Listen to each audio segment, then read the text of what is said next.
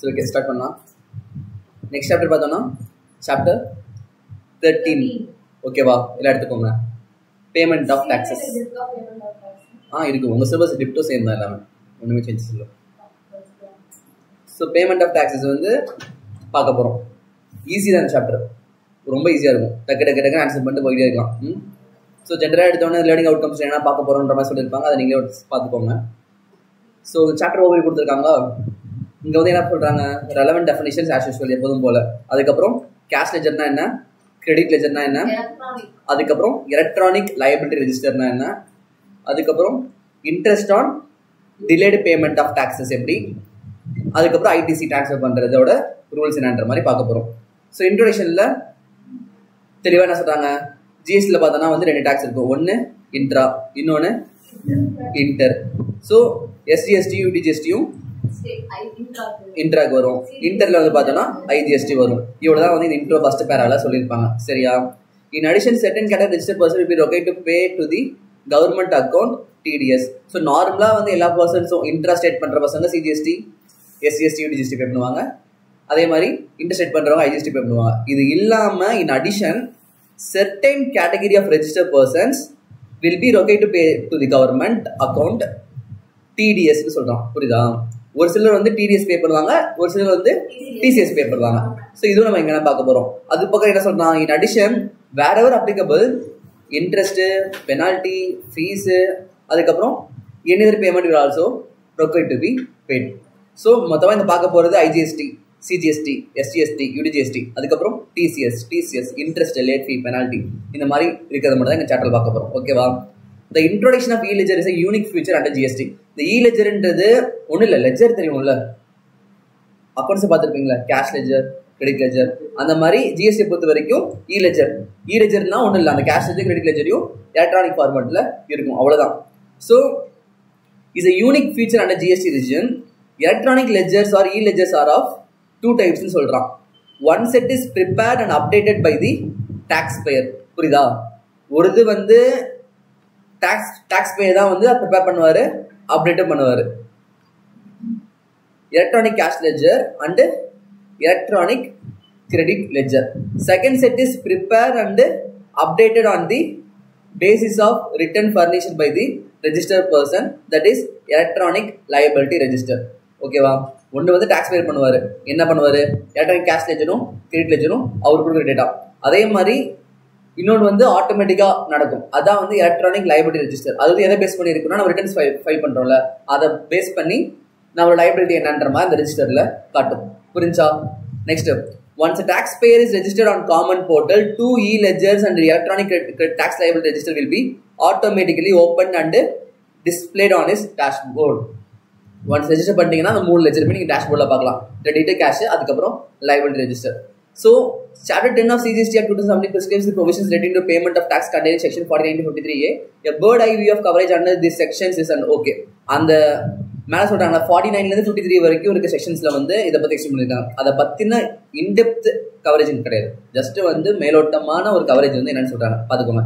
Section 49ல் வந்து என்ன discuss பண்ணுறாங்க பார்த்தோம்னா, 3 ledgers பற்றி டிஸ்கஸ் பண்ணுறாங்க. இப்போ பார்த்தோம்ல, கிரெடிட், கேஷ், லைபிலிட்டி, அதை பற்றி டிஸ்கஸ் பண்ணுறாங்க. அதே மாதிரி 49Aலையும் 49Bலையும் எதை பற்றி பார்க்குறாங்கன்னு பார்த்தோம்னா, utilisation of input tax rate, அதுக்கப்புறம் அதோட ஆர்டர் ஆஃப் யூட்டிலைசேஷன், ஐடிசி எப்படி யூட்டிலைஸ் பண்ணிக்கணும், எந்த ஆர்டரில் யூட்டிலைஸ் பண்ணிக்கணுன்ற இந்த 2 செக்ஷன் சொல்கிறாங்க. அப்புறம் 50 என்ன சொல்கிறாங்க, interest on delayed payment of taxes பற்றி சொல்கிறாங்க. அதுக்கப்புறம் 51ல் circumstances in which tax reduction source become mandatory, TDS பற்றி சொல்கிறாங்க 51ல். அண்ட் 52ல் பார்த்தோம்னா டிசிஎஸ் பற்றி சொல்கிறாங்க. அண்ட் அகைன் ஃபர்தரா the manner of transfer of ITC is laid down in 53. ITC transfer பற்றி 53ல வந்து சொல்கிறாங்க. அப்புறம் ட்ரான்ஸ்ஃபர் செட்டின் amount is discuss in section 53A. இதெல்லாம் தான் இங்கே பார்க்க போகிறோன்ற மாதிரி, ஜஸ்ட் மேலோட பார்க்க போகிறோன்ற மாதிரி சொல்கிறாங்க. அதுக்கப்புறம் like provision for payment of tax and CGST 217 have also been made applicable to IGST. Okay, இதெல்லாம் பிரச்சனை இல்லை. ரெலவெண்ட் டெஃபினிஷன்ஸ் இருக்கா, ஏஜென்ட் தெரியும், ஆத்தரைஸ்ட் பேங்க் தெரியும், சென்ட்ரல் டாக்ஸ் தெரியும், காமன் போர்ட்டல் தெரியும், கவுன்சில் தெரியும், செஸ் தெரியும். Electronic cash ledger means cash ledger, அவ்வளோதான், பெருசாக ஒன்றும் இல்லை, கேஷ் லெஜர் தான். அதே மாதிரி கிரெடிட் லெஜர்னா கிரெடிட் லெஜர், அப்போ இன்டிகிரேட்டட் டேக்ஸ் உங்களுக்கே தெரியும். அண்ட் தென் வந்து பார்த்தோன்னா இன்புட் டேக்ஸ் தெரியும், இன்புட் டேக்ஸ் கிரெடிட் தெரியும், கரெக்ட் தானே? Input tax credit. அப்புறம் நோட்டிஃபிகேஷன் ஃபர்ஸ்ட் சாப்டர்லேயே பார்த்துருக்கோம் நோட்டிஃபிகேஷன் என்னன்ட்டு. அப்புறம் output tax, Output tax in relation to taxable person means tax chargeable under this act on taxable supply of goods or services are both made by him or by his agent. So now pay பண்ண வேண்டிய tax தான் வந்து output tax, but excludes tax payable on reverse charge. Okay வா? Next person you all know. Then recipient தெரியும், state tax தெரியும், supplier தெரியும், tax period, taxable person, valid return. Valid return means return furnished under subsection 1 of section 39 on which self-assessed tax has been paid in full. புரியுதா? வேலிட்னா அவங்க சொல்ற time லிமிட்டுக்குள்ள அந்த ரிட்டனை file பண்ணி அதுக்கு பே பண்ண வேண்டிய டாக்ஸ் எல்லாத்தையுமே பே பண்ணியிருந்தா தான் அது பேர் வந்து வேலிட் ரிட்டர்ன். சரியா? எப்போ வந்து சப்ளையர் வந்து எப்போ வந்து ரெஜிஸ்டர் பர்சன் வந்து அந்த வேலிட் ரிட்டர்ன் வந்து வேலிடாக ஃபைல் பண்ணாமல் விட்டுறாரோ அப்போ தான் வந்து அவரோட ரெஜிஸ்ட்ரேஷன் மேலே கேன்சலேஷனோ இல்லை சஸ்பென்ஷனோ இல்லை பிளாக்கேஜோ இதெல்லாம் வந்து வரும். ஓகேவா?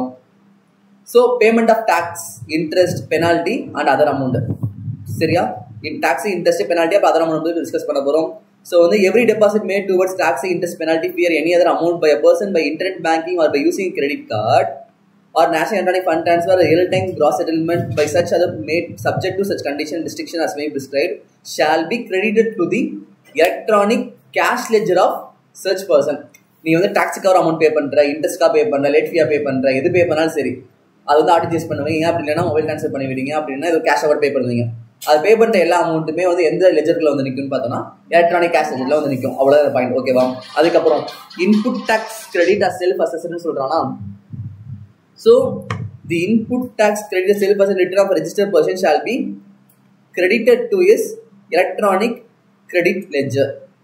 ஐடிசியோட கிரெடிட் இருக்கும்ல, ஐடிசி கிரெடிட் பார்த்துருக்கோம் நான் இருக்கா, அது வந்து எலக்ட்ரானிக் கிரெடிட் லெஜரில் போயிட்டு நிற்கும். அதுக்கப்புறம் the amount available in cash ledger may be used for making payment towards tax, interest, penalty, fees ன்னு சொல்றான். and any other amount payable under the provision of this act or rules made under. so இந்த cash ledgerல இருக்க அமௌண்ட்டை வச்சு நீ எதை வேணா பே பண்ணலாம். டாக்ஸ் பே பண்ணலாம், இன்ட்ரெஸ்ட் பே பண்ணலாம், பெனால்ட்டி பே பண்ணலாம், இல்லை வேற ஏதாச்சும் பே பண்ண சொன்னாலும் நீ வந்து cash ledgerல இருக்க அமௌண்ட் வச்சு பே பண்ணலாம்.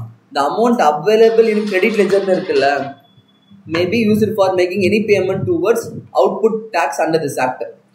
கிரெடிட் லெஜரில் இருக்க அமௌண்ட் வந்து நீ அவுட்புட் டாக்ஸ் பே பண்ணுறப்ப மட்டும் தான் ரிலீஸ் பண்ணிக்க முடியும். ஆனால் கேஷ் லெஜரில் இருக்கிற அமௌண்ட்டை வச்சு நீ பெனால்ட்டி இன்ட்ரெஸ்ட்லாம் பே பண்ண முடியும். ஆனால் கிரெடிட் லெஜரில் இருக்க அமௌண்ட் வச்சு நீ பெனால்ட்டி இன்ட்ரெஸ்ட்லாம் பே பண்ண முடியாது. Okay? The amount of input tax credit available electronic credit ledger of the registered person on account of integrated tax IGST இருக்குல்ல, அது என்ன பண்ணலாம் அப்படின்னா first shall be utilise towards payment of IGST.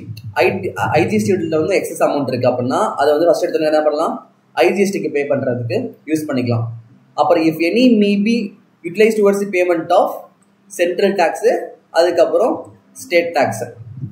ஐஜிஎஸ்டியில் என்னோட 1000 ரூபா இருக்குது, ஆனால் ஐஜிஎஸ்டி லைபிலிட்டி வந்து 500 தான். அப்போ அந்த 500 காட்டி முடிச்சதுக்கப்புறம் மீது 500 அன்யூட்டிலைஸ்டாக இருக்குல்ல, அந்த அமௌண்ட்டை யூஸ் பண்ணி நீ வந்து சிஜிஎஸ்டியோ எஸ்ஜிஎஸ்டியோ பே பண்ணிக்கலாம். அதான் ஃபர்ஸ்ட் பாயிண்ட்.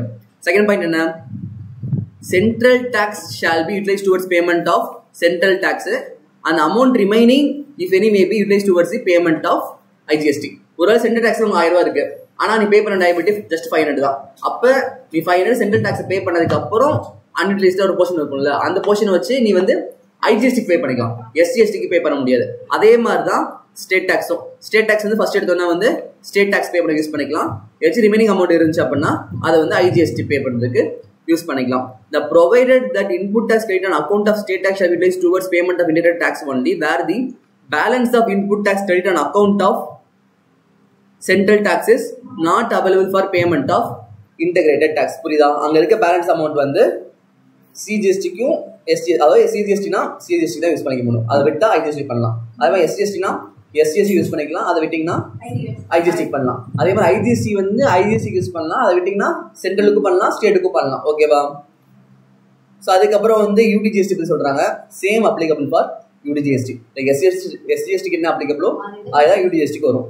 அதுக்கப்புறம் the balance in the electronic cash ledger or credit ledger. சரியா? எலக்ட்ரானிக் கேஷ் லெஜரில் அப்படின்னா கிரெடிட் லெஜர் வச்சு பேலன்ஸ் இருக்குது, டாக்ஸ், இன்ட்ரெஸ்ட், பெனால்ட்டி எல்லாம் பே பண்ணதுக்கப்புறம் ஏதாச்சும் பேலன்ஸ் இருக்குது அப்படின்னா that may be refunded in accordance with the provision of section 54. Fine. So cash லெஜரில் இருக்க பேலன்ஸும் கிரெடிட் லெஜரில் இருக்க பேலன்ஸும் நம்ம எல்லா டாக்ஸ் காம்பனண்ட்டும் பே பண்ணதுக்கப்புறம் பேலன்ஸ் இருக்குது அப்படின்னா அந்த அமௌண்ட்டை வந்து ரீஃபண்ட் பண்ணுவாங்க. எந்த பேசிஸில் பண்ணுவாங்க அப்படின்னா 54 செக்ஷனில் இருக்க ப்ரொவிஷன் படி ரீஃபண்ட் பண்ணுவாங்க. அதுக்கப்புறம் All liability of a taxable person under this act shall be recorded and maintained in an electronic liability register in such manner as may be prescribed. Okay, va? All liability of a taxable person under this act shall be recorded and maintained in electronic liability register. மேலே பார்த்தோம்ல cash கிரெடிட்னு பார்த்தோமா, liability register பற்றி மேலே பேசவே இல்லை. Liability register என்ன பண்ணுவோம் அப்படின்னா, ஒரு பர்சனோட எல்லா லைபிலிட்டி, அவங்க பண்ண டிரான்சாக்ஷன் என்ன, அந்த லைபிலிட்டி வந்து எப்படி செட்டில் பண்ணுறாங்க, அது எல்லாமே வந்து எலக்ட்ரானிக் லைபிலிட்டி ரெஜிஸ்டரில் பார்க்க முடியும், ரெக்கார்ட் ஆகுன்ற மாதிரி சொல்கிறாங்க. Every taxable person shall discharge tax and other dues under this act or rules made there under the following manner. So self assessed tax அப்படி and other dues related to the returns of previous tax period. அதுக்கப்புறம் self assessed tax and other dues related to return of current tax period or any other amount payable under this act or the rules made thereunder, including the demand determined under section 73 or 74. So வந்து ஜென்ரலாக GST நம்ம எப்படி tax பண்ணுறோம், நம்ம தான் செல்ஃபாக தான் assess பண்ணி இவ்வளோ டேர்ன் ஓவர் பண்ணிக்கின்ற மாதிரி பே பண்ணுறோம். ஸோ வந்து நம்ம பண்ணுற செல்ஃப் அசஸ் வேறு டியூ இருந்தாலும் சரி, செல்ஃப் அசஸ் டாக்ஸாக இருந்தாலும் சரி, நம்ம வந்து பே பண்ணுவோம். எப்போ ப்ரீவியஸ் பீரியடுக்கான டாக்ஸை பே பண்ணுவோம். அதே மாதிரி செல்ஃப் அசஸ் டாக்ஸு, அதுக்கப்புறம் அதர் டியூஸ் ஃபார் கரண்ட் பீரியடையும் பே பண்ணுவோம். அதுக்கப்புறம் வேற ஏதாச்சும் டிமாண்ட் வந்து டிபார்ட்மெண்ட் சொல்றாங்க அப்படின்னா அந்த டிமாண்டும் நம்ம வந்து பே பண்ணுவோம், எல்லா ரெஜிஸ்டர் பர்சனுமே பே பண்ணுன்ற மாதிரி சொல்றாங்க. அப்புறம் every person who has pay the tax on goods or services or both under this act shall unless the contrary is proved by him be deemed to have passed on all the full incidence of such tax to the recipient of such goods or services or both.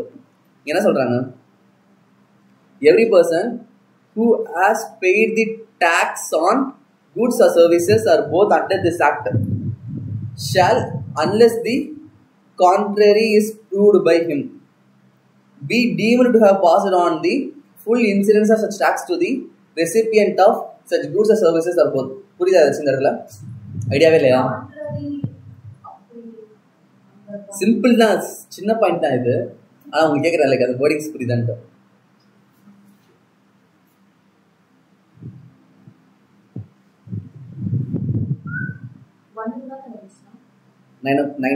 ninth point சொல்லுங்க. ninth point. So every person who has paid the tax on goods or services are both under this act shall, unless the contrary is proved by him, be deemed to have passed on the full incidence of such tax to the recipient of such goods or services or both.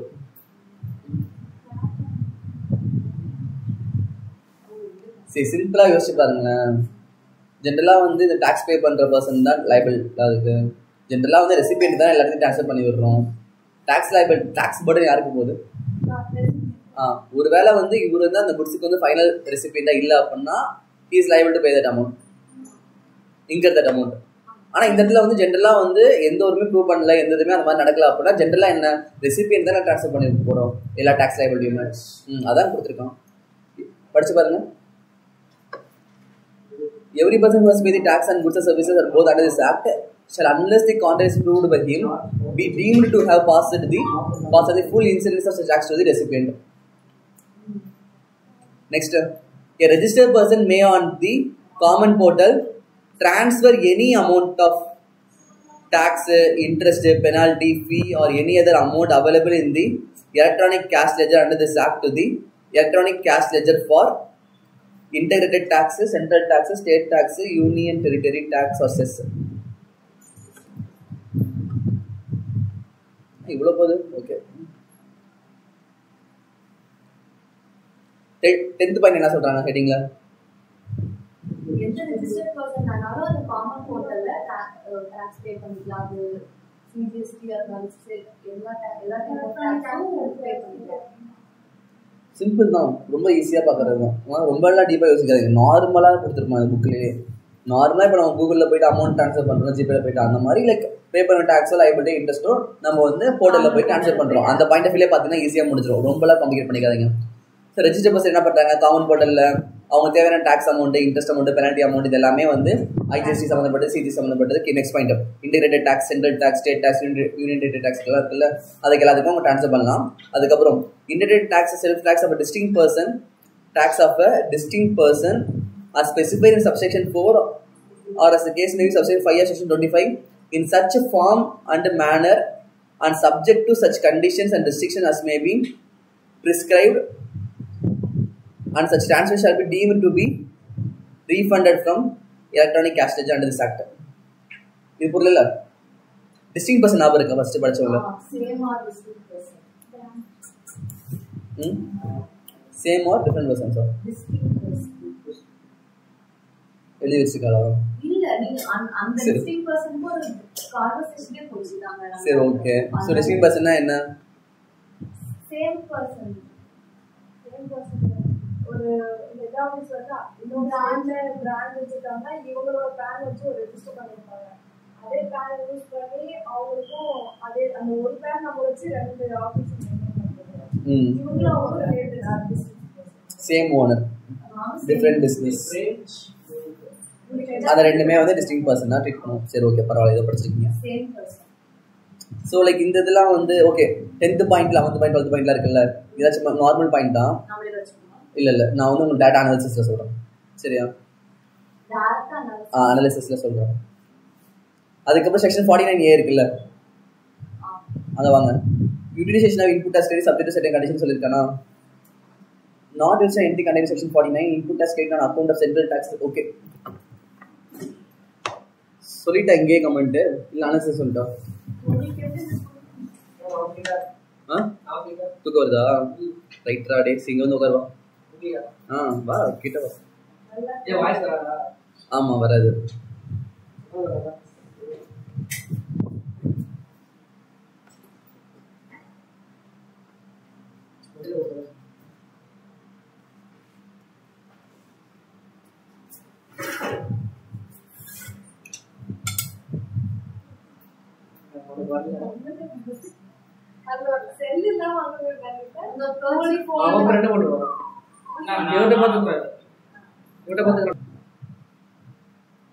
So இப்போ இது வரைக்கும் டிஸ்டிங் person வரைக்கும் பார்த்துருக்கோமா? இதுக்கப்புறம் நான் வந்து like சும்மா next பாயிண்ட்ஸோட meaning மட்டும் மேலோட்டமாக சொல்கிறேன். ப்ரொவிஷன்ஸில் வந்து தெளிவாக பார்த்துக்கலாம். ஓகேவா? ஸோ வந்து இப்போ வந்து இந்த பாயிண்ட் பி இருக்கா, டிஸ்டிங் பர்சன் சொல்கிறாங்களா? டிஸ்டிங் பர்சன்னா சம்வாட் சேம் சிங்கிள் பேன் தான் இருக்கும், ஆனால் ஜிஎஸ்டி நம்பர் மட்டும் டிஃப்ரெண்ட்டாக வச்சுருப்பாங்க. ஸோ அந்த மாதிரி வந்து ஒரு ஜிஎஸ்டி கிரெடிட் இருக்குது அப்படின்னா வந்து அதில் வந்து ஒரு சில ரூல்ஸ் ரெஸ்ட்ரிக்ஷன்ஸ்லாம் இருக்கும். அதை பேஸ் பண்ணி டேக்ஸ் கலெக்ட் பண்ணிக்கலான்ற மாதிரி சொல்லியிருப்பாங்க. உள்ளே வந்து பார்த்துக்கலாம். இப்போ போட்ட கன்ஃபியூஷன் ஆகிடும். அதே மாதிரி where any amount has been transferred to electronic cash ledger under this act, the same shall be deemed to be deposited in the said ledger. ஒருவேளை வந்து ஏதாச்சும் லைக் இந்த ஆக்ட் படி நம்ம வந்து கேஷ் ledger அமௌண்ட் ட்ரான்ஸ்ஃபர் பண்ணிருக்கோம் அப்படின்னா அது வந்து அந்த லெஜரே டெபாசிட் பண்ண மாதிரின்ற மாதிரி சொல்றாங்க. General point. ஓகே. அதுக்கப்புறம் notwithstanding anything contained in this act, government may on the recommendation of the council subject to such conditions and restrictions specify such maximum proportion of output tax liability under this act or under the IGST Act 2017 which may be discharged through the electronic credit ledger by a registered person or class of registered person. இப்போ நமக்கு electronic credit ledger ஒரு amount இருக்கும், ஆனால் அங்கே இருக்கிற amount அப்படியே 100% utilise பண்ண முடியுமான்னு கேட்டால் முடியாது. ஸோ அவங்க வந்து ஒரு ரூல்ஸ் ஒரு ரெஸ்ட்ரிக்ஷன் வச்சிருக்காங்க. மேக்ஸிமம் வந்து எவ்வளோ அமௌண்ட் வந்து கிரெடிட் லெட்ஜர்லேருந்து எடுத்து பே பண்ண முடியும், எவ்வளோ அமௌண்ட் வந்து கேஷ் லெட்ஜரில் பே பண்ணணுன்ற மாதிரி ரூல்ஸ் இருக்கும். புரியுதா? ஸோ என்டையராக கிரெடிட் லெட்ஜருக்கு எல்லா அமௌண்ட் யூட்டிலைஸ் பண்ணிக்க முடியாது. சப்ஜெக்ட் டு சம் கண்டிஷன்ஸ் ஒரு லிமிட் இருக்கும். அந்த லிமிட் வரைக்கும் தான் நீங்கள் வந்து கிரெடிட்டில் இருக்க அமௌண்ட்டை யூட்டிலைஸ் பண்ணிக்க முடியும். அந்த இதை பற்றி இந்த ப்ரொவிஷனில் சொல்லியிருப்பாங்க. உள்ளே தெளிவாக பார்த்துக்கலாம். ஜஸ்ட் இதான் மீனிங். அதில் அதுக்கப்புறம் வந்து எக்ஸ்பிளேஷன் கொடுத்துருக்காங்கல்ல. டேட் ஆஃப் கிரெடிட் என்ன சொல்கிறான்? Date of credit to the account of the government in the authorized bank shall be deemed to be the date of deposit in the electronic cash ledger. நம்ம என்னைக்கு வந்து electronic cash deposit பண்றோமோ அதான் வந்து கவர்மெண்ட்டுக்கு வந்து கிரெடிட்டான டேட்ன்ற மாதிரி சொல்றாங்க. அதே மாதிரி எக்ஸ்பிரஷன் வந்து டாக்ஸ் டியூனா வந்து tax payable under this act, அதாவது சிஜிஎஸ்டி எஸ்ஜிஎஸ்டி இதுதான். அதில் இன்ட்ரெஸ்ட் ஃபைன் பெனால்ட்டி இதெல்லாம் வந்து அது டாக்ஸ் டியூல வராது. ஆனால் அதர் டியூஸ்னு இருக்கு பார்த்தியா, அதில் தான் வந்து இந்த இன்ட்ரெஸ்ட்டு பெனால்ட்டி இதெல்லாம் வந்து இன்ட்ரெஸ்ட் பெனால்ட்டி ஃபீ இல்லை வேற ஏதாச்சும் அமௌண்ட் இருக்குது அதனால அதர் டியூஸில் வரும். டாக்ஸ் காம்பனன்ட் மட்டும் தான் டாக்ஸ் டியூஸ்ன்ற வேர்டு கீழே வரும். அதுக்கப்புறம் utilisation of input tax credit subject to certain conditions நம்ம பார்த்தோம் ஆல்ரெடி. ஐடிசி எப்படி யூட்டிலைஸ் பண்ணிக்கணும்ட்டு அதுவும் செக்ஷன் 49A சொல்லியிருப்பாங்க. அதே மாதிரி ஆர்டர் ஆஃப் யூட்டிலைசேஷனும் மேலே பார்த்துருப்போம், எந்த ஆர்டரில் வந்து யூட்டிலைஸ் பண்ணிக்க முடியும்ட்டு. அதுக்கப்புறம் வந்து பார்த்தோன்னா transfer of input tax credit. இங்கே என்ன சொல்கிறாங்க? ஒரு ஹெட்ல இருந்து ஹெட்டுக்கு. அதுக்கப்புறம் transfer of certain amount where any amount has been transferred from electronic cash ledger under this act to the electronic cash ledger under the state goods and service tax act or the union goods and service tax act, the government shall transfer to the state tax account or union credit tax account an amount equal to the amount transferred from the electronic cash ledger. Okay, இப்போ bank account இருக்குல்ல, அதே மாதிரி இது வந்து ledger பார்த்தோம், cash credit லெஜர்ன்ட்டு. நம்ம cash லெஜருக்கு அனுப்புகிற அமௌண்ட்லாம் அவங்க வந்து அந்த state tax account, union credit tax அக்கௌண்ட்னு சொல்லிட்டு அக்கௌண்ட் இருக்குது, அந்த அக்கௌண்ட்டுக்கு கவர்மெண்ட் கிட்ட ட்ரான்ஸ்ஃபர் பண்ணுன்ற மாதிரி இருக்கும். இதெல்லாம் நார்மல் தான், ட்ரான்ஸ்ஃபர் சர்டின் அமௌண்ட்ஸ்னு சொல்லிட்டு ஜஸ்ட் அனாலிசிஸ் பார்ப்போம். ஆனால் இந்த இப்போ கடைசியில் பார்த்தது தான் அவங்க கேட்க சான்சஸ் கம்மி. ஜென்ரலாக வந்து மேலே வந்து ஆர்டர் ரிலேஷேஷனு, அதுக்கப்புறம் வந்து டிஸ்ட்ரிக்ட் பர்சன்ஸு, அதுக்கப்புறம் மேக்ஸிமம் எவ்வளோ யூட்டிலைஸ் பண்ணிக்க முடியும், இந்த மாதிரி தான் கொஸ்டின்ஸ் வரும். So like government account transfer பண்ணுறது, ப்ரொவிஷன் அப்படிலாம் சான்ஸ் கம்மி கிடையாது. ஓகேவா, இது வந்து ரொம்ப இம்பார்ட்டன்ட் சாப்டர்லாம் கிடையாது. இது வந்து இப்போ நான் இன்னைக்கு பார்க்குறோம்ல, இன்னைக்கு பார்க்குற எல்லா சாப்டரோட ஒர்த்துமே வந்து பார்த்தோன்னா 50 மார்க் எழுதுறீங்களே, அந்த 50ல் ஒரு 10 மார்க்குக்கு வரும். புரியுதா? போதுமாவா? ஒரு சாப்டர் கிடையாது, காலை ஈவே பில் பார்த்தோம், இப்போ ஒன்று பார்த்துட்டு இருக்கோம், இன்னும் 4 சாப்டர் பார்ப்போம். ஸோ அதெல்லாம் சேர்ந்தே அதோட ஸ்கோப் வந்து 10 to 15 மார்க்ஸ்குள்ளே தான் இருக்கும். ரிமைனிங் இருக்க 30 to 35 மார்க்ஸ் பார்த்தீங்கன்னா ஃபர்ஸ்ட் பார்த்தோம்ல அதில் தான் இருக்கு. எக்ஸாம்ஷன்ஸ் கம்மியாக தான் வரும், அதை எல்லாமே சேர்ந்து ஸோ அந்த பக்கம் தான் மேட்ரு. இது வந்து கொஞ்சம் கம்மி தான், இதோட வெயிட்டேஜுமே எக்ஸாமில் கம்மி தான். ஓகேவா? ஸோ நெக்ஸ்ட்டு அனாலிசிஸ் கொடுத்துருக்காங்களா? எலக்ட்ரானிக் கேஷ் லெஜர் கொடுத்துருக்காங்க. Electronic cash ledger contains summary of all the deposits. It contains summary of all the deposits and payments made by a taxpayer. Electronic cash ledger is maintained on the GST common portal. Normal தான். Any deposit made towards payment of tax, interest, penalty, late fee will be credited to the electronic cash ledger. Any debit to the electronic cash ledger represent payment therefrom towards tax. Okay, electronic cash லெஜரில் ஏதாச்சும் debit இருக்கு அப்படின்னா எதுக்காக எடுத்துருப்பாங்க? ஒன்று டேக்ஸுக்கு, அப்படின்னா இன்ட்ரெஸ்ட்டுக்கு, penalty ஃபீக்கு இதுக்காக எடுத்துருப்பாங்க. அதே மாதிரி நம்ம வந்து இந்த இன்ட்ரெஸ்ட், பெனால்ட்டி, ஃபீஸ்லாம் பே பண்ணனாலும் எலக்ட்ரானிக் கேஷ் லெஜர்ஸை பே பண்ண முடியும், கிரெடிட் லெஜரை யூட்டிலைஸ் பண்ணிக்க முடியாது. இந்த deposit electronic cash ledger shall made through the any of the following modes சொல்லிட்டு நார்மலாக கொடுத்துருக்காங்க. யூபிஐ, ஐஎம்பிஎஸ், நெஃப்ட், ஆர்டிஜிஎஸ், இந்த மாதிரி எந்த இதில் வேணாலுமே நம்ம வந்து டெபாசிட் வந்து அந்த அக்கௌண்ட் பல டெபாசிட் பண்ணலாம். இது நார்மல் பேங்கிங் டெக்னாலஜி தான் ஃபுல்லாக இருக்குது. அதுக்கப்புறம் என்ன இருக்குது நெக்ஸ்ட் பேஜில்? It may be noted that the restriction for deposit up to 10,000 rupees per challan in case of an over the pay counter will not apply to the deposit to be made. ஒரு condition இருக்கும், 10,000 ரூபாய்க்கு மேலே பே பண்ணுற மாதிரி இருந்தால் pan number disclose பண்ணி பே பண்ணுற மாதிரி இருக்கும்.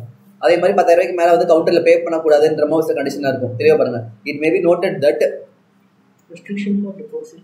restriction for deposit up to 10,000 rupees per challan in case of an over the counter payment will not apply to the deposit to be made by government department or any other deposit to be made by person as notified by the commissioner in this behalf.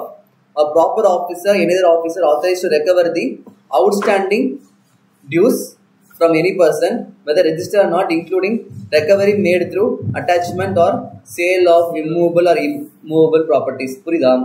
அவங்களுக்கு தேவை amount cheese பண்ணி வாங்குறாங்க, inspection பண்ணி claim வருது, அதெல்லாம் வந்து அவங்க demand பண்ணி வாங்குவாங்க. ஸோ அப்போ வந்து ரெஸ்ட்ரிக்ஷன்லாம் பண்ணிருக்க முடியாது, கேஷோ அக்கௌண்ட்டோ ஜஸ்ட் ரிசீவ் பண்ணி ஆகணும்ல. ஸோ அந்த மாதிரி வந்து இந்த இதில் வந்து அப்ளிகபிள் கிடையாது. ஸோ வந்து நீங்கள் ரிசீவ் பண்ணால் ஓகே அப்படின்ற மாதிரி தான் அவங்க சொல்கிறாங்க. ஓகேவா? Next non applicability of over the counter payment limit on deposit to be made பைன்னு சொல்லிட்டு கொடுத்துருக்காங்க பாரியா. Non applicability of over the counter payment limit, அதாவது over the counter payment limit வந்து அப்ளிகபிள் கிடையாது. எப்பனா வந்து proper officer, any officer authorise பண்ணுறாரு, அப்போ இல்லைன்னா கவர்மெண்ட் டிபார்ட்மெண்ட்டு இல்லை person notified by the commissioner வாங்குறாங்க to recover the outstanding dues including attachment proceeding or sale of movable or immovable property. Next, to collect the amount by way of cash, check, demand draft during any investigation, enforcement activity. இல்லைன்னா வந்து அட்ஹோக் டெபாசிட்ன்ற மாதிரி சொல்கிறாங்க. இதில் doubt இருக்காதாச்சு? இது வந்து சிம்பிளாக பாருங்கள், ரொம்ப பார்க்க வேணாம். நார்மலாக வந்து ஜிஎஸ்டி டிபார்ட்மெண்ட் என்ன பண்ணுவோம்? கமிஷனர் இருப்பாங்க, ப்ராப்பர் ஆஃபீஸர் இருப்பாங்க, அவங்க என்ன பண்ணுவாங்க, யார் யாரெல்லாம் ஜிஎஸ்டி பே பண்ணலையோ அவங்கள்ட்ட கால் பண்ணி கேட்டு இன்ஸ்பெக்ஷன் பண்ணி அவங்கள்ட்ட இருந்து அமௌண்ட்டை ரெக்கவர் பண்ண ட்ரை பண்ணுவாங்க. ஸோ அப்போ வந்து இந்த ஓவர் தி கவுண்டர் லிமிட் இருக்குது. அந்த லிமிட் வந்து அந்த டைமில் வந்து அப்ளிகபிள் கிடையாது. ஜஸ்ட் வந்து எந்த ஆப்ஷனில் வந்து ரெக்கவர் பண்ண முடியுமோ அமௌண்ட் ரெக்கவர் பண்ணி அவங்க லைபிலிட்டி க்ளோஸ் பண்ணுன்ற மாதிரி சொல்கிறாங்க. சரியா? இந்த நான் தெளிவாக சொன்னேன், அன்றைக்கே சொன்னேன் நான் உங்கள்கிட்ட. இந்த மாதிரி சாப்டர்லாம் பார்க்குறப்ப நீங்கள் வந்து ஒரு கிளிம்ஸ் மாதிரி இல்லை, டேக்ஸ் அத்தாரிட்டியோட டேக்ஸ் ஆஃபீஸர் இருப்பாங்கல்ல அவங்களோட பாயிண்ட் ஆஃப் வியூலேருந்து பார்க்கணும். புரியுதா? இப்போ வந்து லைக் ஆர்சிஎம் பார்க்குறீங்க அப்படின்னா அப்போ வந்து tax officer point of view பார்க்கக்கூடாது. அந்த டைம் என்ன பண்ணணும், ரெசிபியன்டோட நேச்சுரல் பார்க்கணும். அதே மாதிரி நீங்கள் ஃபார்வர்டர் சப்ளை பண்ணுறீங்க அப்படின்னா சப்ளையரோட பாயிண்ட் ஆஃப் வியூலேருந்து கொஸ்டினை பார்க்கணும். ஸோ இந்த மாதிரி பேமெண்ட் ஆஃப் டேக்ஸ் சம்மந்தப்பட்ட மாதிரி வருது அப்படின்னா இந்த டைமில் வந்து மேக்ஸிமம் இந்த மாதிரி சுச்சுவேஷனில் வந்து டேக்ஸ் அத்தாரிட்டி அவங்க பாயிண்ட் ஆஃப் வியூலேருந்து பார்க்கணும். ஓகேவா? அப்போ தான் வந்து கொஞ்சம் ஈஸியாக அந்த வேர்டிங்ஸ்லாம் உங்களுக்கு வந்து பிரெயினில் வந்து அண்டர்ஸ்டாண்ட் ஆகும். நீங்கள் வந்து ஆப்போசிட் பார்ட்டியோட பாயிண்ட் ஆஃப் வியூ பார்த்தீங்கன்னா புரியாது, வேற மாதிரி தப்பான ஆங்கிளில் பார்ப்பீங்க. So next payment by challan இருக்கு. பட்ரா, what is CPIN, BRN and EFPB? So CPI என்னென்ன, சிஎன் என்ன, பிஆர் என்னென்ன, அப்புறம் வந்து இஎஃபிபினா என்னன்ற மாதிரி கொடுத்துருக்காங்க. CPIN stands for Common Portal Identification Number. It is created for every challan successfully generated by the taxpayer. It is a 4-digit unique number. 14 digit unique number to identify the challan. CPIN maintained valid for a period of 15 days. Wait. So என்ன சொல்றாங்க, சிபிஐனா common portal identification number. So வந்து இது ஆக்சுவலாக என்ன சொல்றாங்க, it is created for every challan successfully generated. சலானா என்ன, சலானா நம்ம கேஷ் பே பண்ணுவோம். ஓகேவா? ஒவ்வொரு டைமும் வந்து சலான் ஃபில் பண்ணி பே பண்ணுறப்ப நமக்கு வந்து சிபிஐ நம்பர் வந்து ஜென்ரேட் ஆகும். அந்த நம்பர் வந்து ஒரு 14 டிஜிட் யூனிக் நம்பர். சரியா? எதுக்கு அந்த நம்பர்னு பார்த்தோன்னா சலானை வந்து ஐடென்டிஃபை பண்ணுறதுக்கு. ஸோ அதுக்கப்புறம் பார்த்தா சிபிஐன்னு வந்து பார்த்தோன்னா வேலிட் ஃபார் 15 டேஸ்ன்ற மாதிரி சொல்கிறாங்க. அதுக்கப்புறம் சிஐஏன்னு இருக்குல்ல, இது வந்து என்னது, challan identification number is generated by the bank. ஜென்ரலாக அது வந்து யார் ஜென்ரேட் பண்ணுவான்னு பார்த்தோன்னா பேங்க் ஜென்ரேட் பண்ணி கொடுப்பாங்க. Once payment in lieu of general challan is successful, it is a 17 digit 4 digit பார்த்தோன்னா சிபிஐன்னு, 3 digit பார்த்தோன்னா பேங்க் கோடு. இது சேர்த்து சிஐஏனா மாறும். புரியுதா? ஃபர்ஸ்ட் எடுத்தா சிபிஐன்னு இருக்கு, ஜஸ்ட் 14 digit. அதுக்கப்புறம் வந்து சிஐஎன் நம்ம அமௌண்ட் பே பண்ணுறப்ப பேங்க் வந்து நமக்கு வந்து சிஐன்னு சொல்லிட்டு எவிடன்ஸ் கொடுப்பாங்க. அது வந்து சிபிஐ நம்பரையும் பேங்கோட கோடையும் கம்பைன் பண்ணி ஒரு கோடாக வந்துட்டு ஒரு நம்பராக இருக்கும். CIN generated by the authorised bank or reserve bank of India when a payment is actually received by such authorized bank. Bank அந்த பேமெண்ட் ரிசீவ் பண்ணிட்டாங்க அப்படின்னா நாங்கள் ரிசீவ் பண்ணிட்டோம் அப்படின்றது ஆத்தரைஸ் பண்ணுறதுக்காக கொடுக்குற நம்பர் தான் அந்த CIA number. And credited in relevant government account held with them. It is an indication that the payment has been realized and credited to the appropriate account. The CIN is communicated by the authorized bank to the taxpayer as well as to GSTN. So the CIN வந்து government தான் communicate பண்ணுவாங்க. ஜென்ரலாக வந்து இங்கே GST verification ஒன்று பண்ணுவீங்க. இப்போ தெரிஞ்சிருக்காது, ஆஃபீஸ் போனீங்கன்னா பண்ணுவீங்க. அப்போ வந்து இந்த சிஐஎன்னு சொல்லிட்டு கஸ்டமர் வந்து கிளைண்ட் இருப்பார்ல, அவர் நம்மளோட சலான் கொடுப்பார். அவர் கூட சலான் நம்பர் வந்து நம்ம நெட்டில் போய் ஒரு சில வெப்சைட்ஸ்லாம் இருக்குது, அதில் போட்டு பார்க்குறப்ப அது வேலிடா இன்வேலிடா எவ்வளோ அமௌண்ட் டீட்டெயில்ஸ்லேருந்து எல்லாமே வந்து அதில் வந்து பார்ப்போம். அதை வச்சு அவங்க ஆக்சுவலாக பே பண்ணிக்கலாம் பே பண்ணலையான்றதுலாம் நீங்கள் கண்டுபிடிக்க முடியும். அது நீங்கள் ஆஃபீஸ் போனால் டிஃபால்ட்டாக கற்றுக்குவீங்க. இப்போதைக்கு ஜஸ்ட் டேர்ம்ஸ் மட்டும் நான் வச்சுக்கோங்க. ஆஃபீஸ் போய்ட்டு சிஏன்னு சொன்னால் என்னன்னு தெரியாத மாதிரி நிற்கக்கூடாது, அதனால புக்கில் கொடுத்துருக்காங்க. அதுக்கப்புறம் பிஆர் தெரியும் இதே உங்களுக்கு, bank reference number, transaction number given with bank for payment against challan. அதுக்கப்புறம் இஎஃபிபி, ஈனா தெரியும் எலக்ட்ரானிக், எஃபிபினா ஃபோக்கல் பாயிண்ட் பிரான்ச். இது வந்து கொஞ்சம் புதுசு, கேள்விப்பட்டிருக்க வாய்ப்பு இல்லை. So these these are branches of authorized bank which are authorized to collect payment of GST.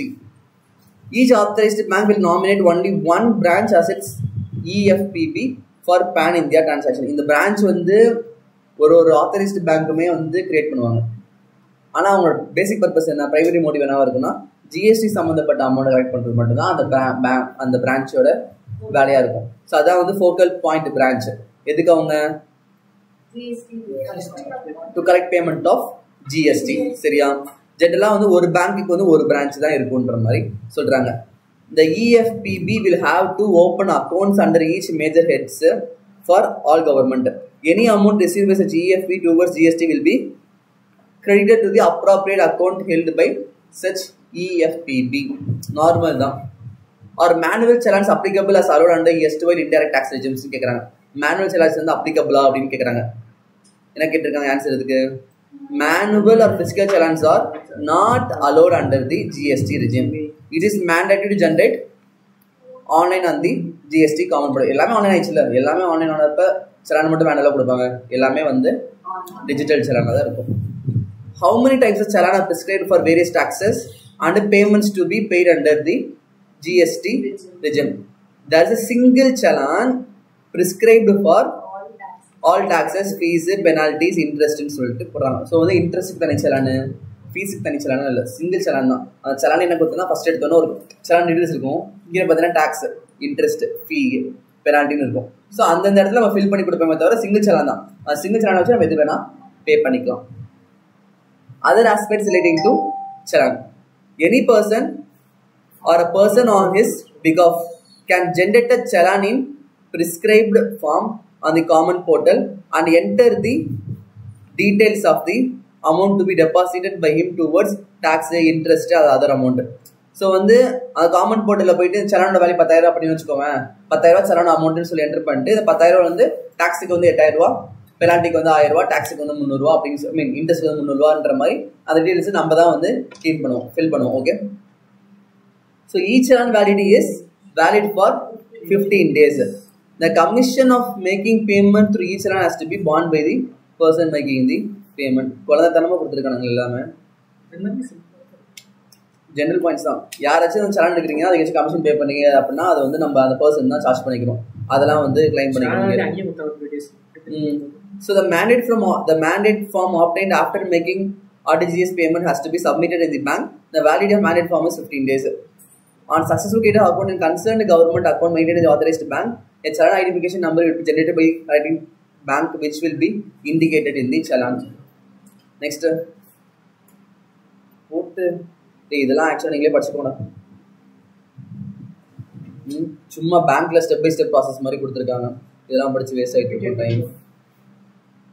சரியா? ஸோ நெக்ஸ்ட் பார்த்தோன்னா வந்து இது முடிஞ்சு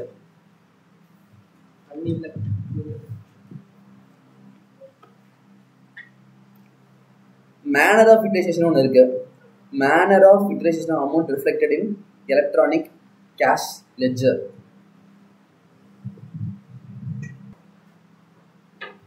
So next சொன்னோம்ல, manner of utilization of amount reflected in electronic cash ledger. electronic cash ledger இருக்க அமௌண்ட்டை எப்படி வந்து யூட்டிலைஸ் பண்ண போறோம்.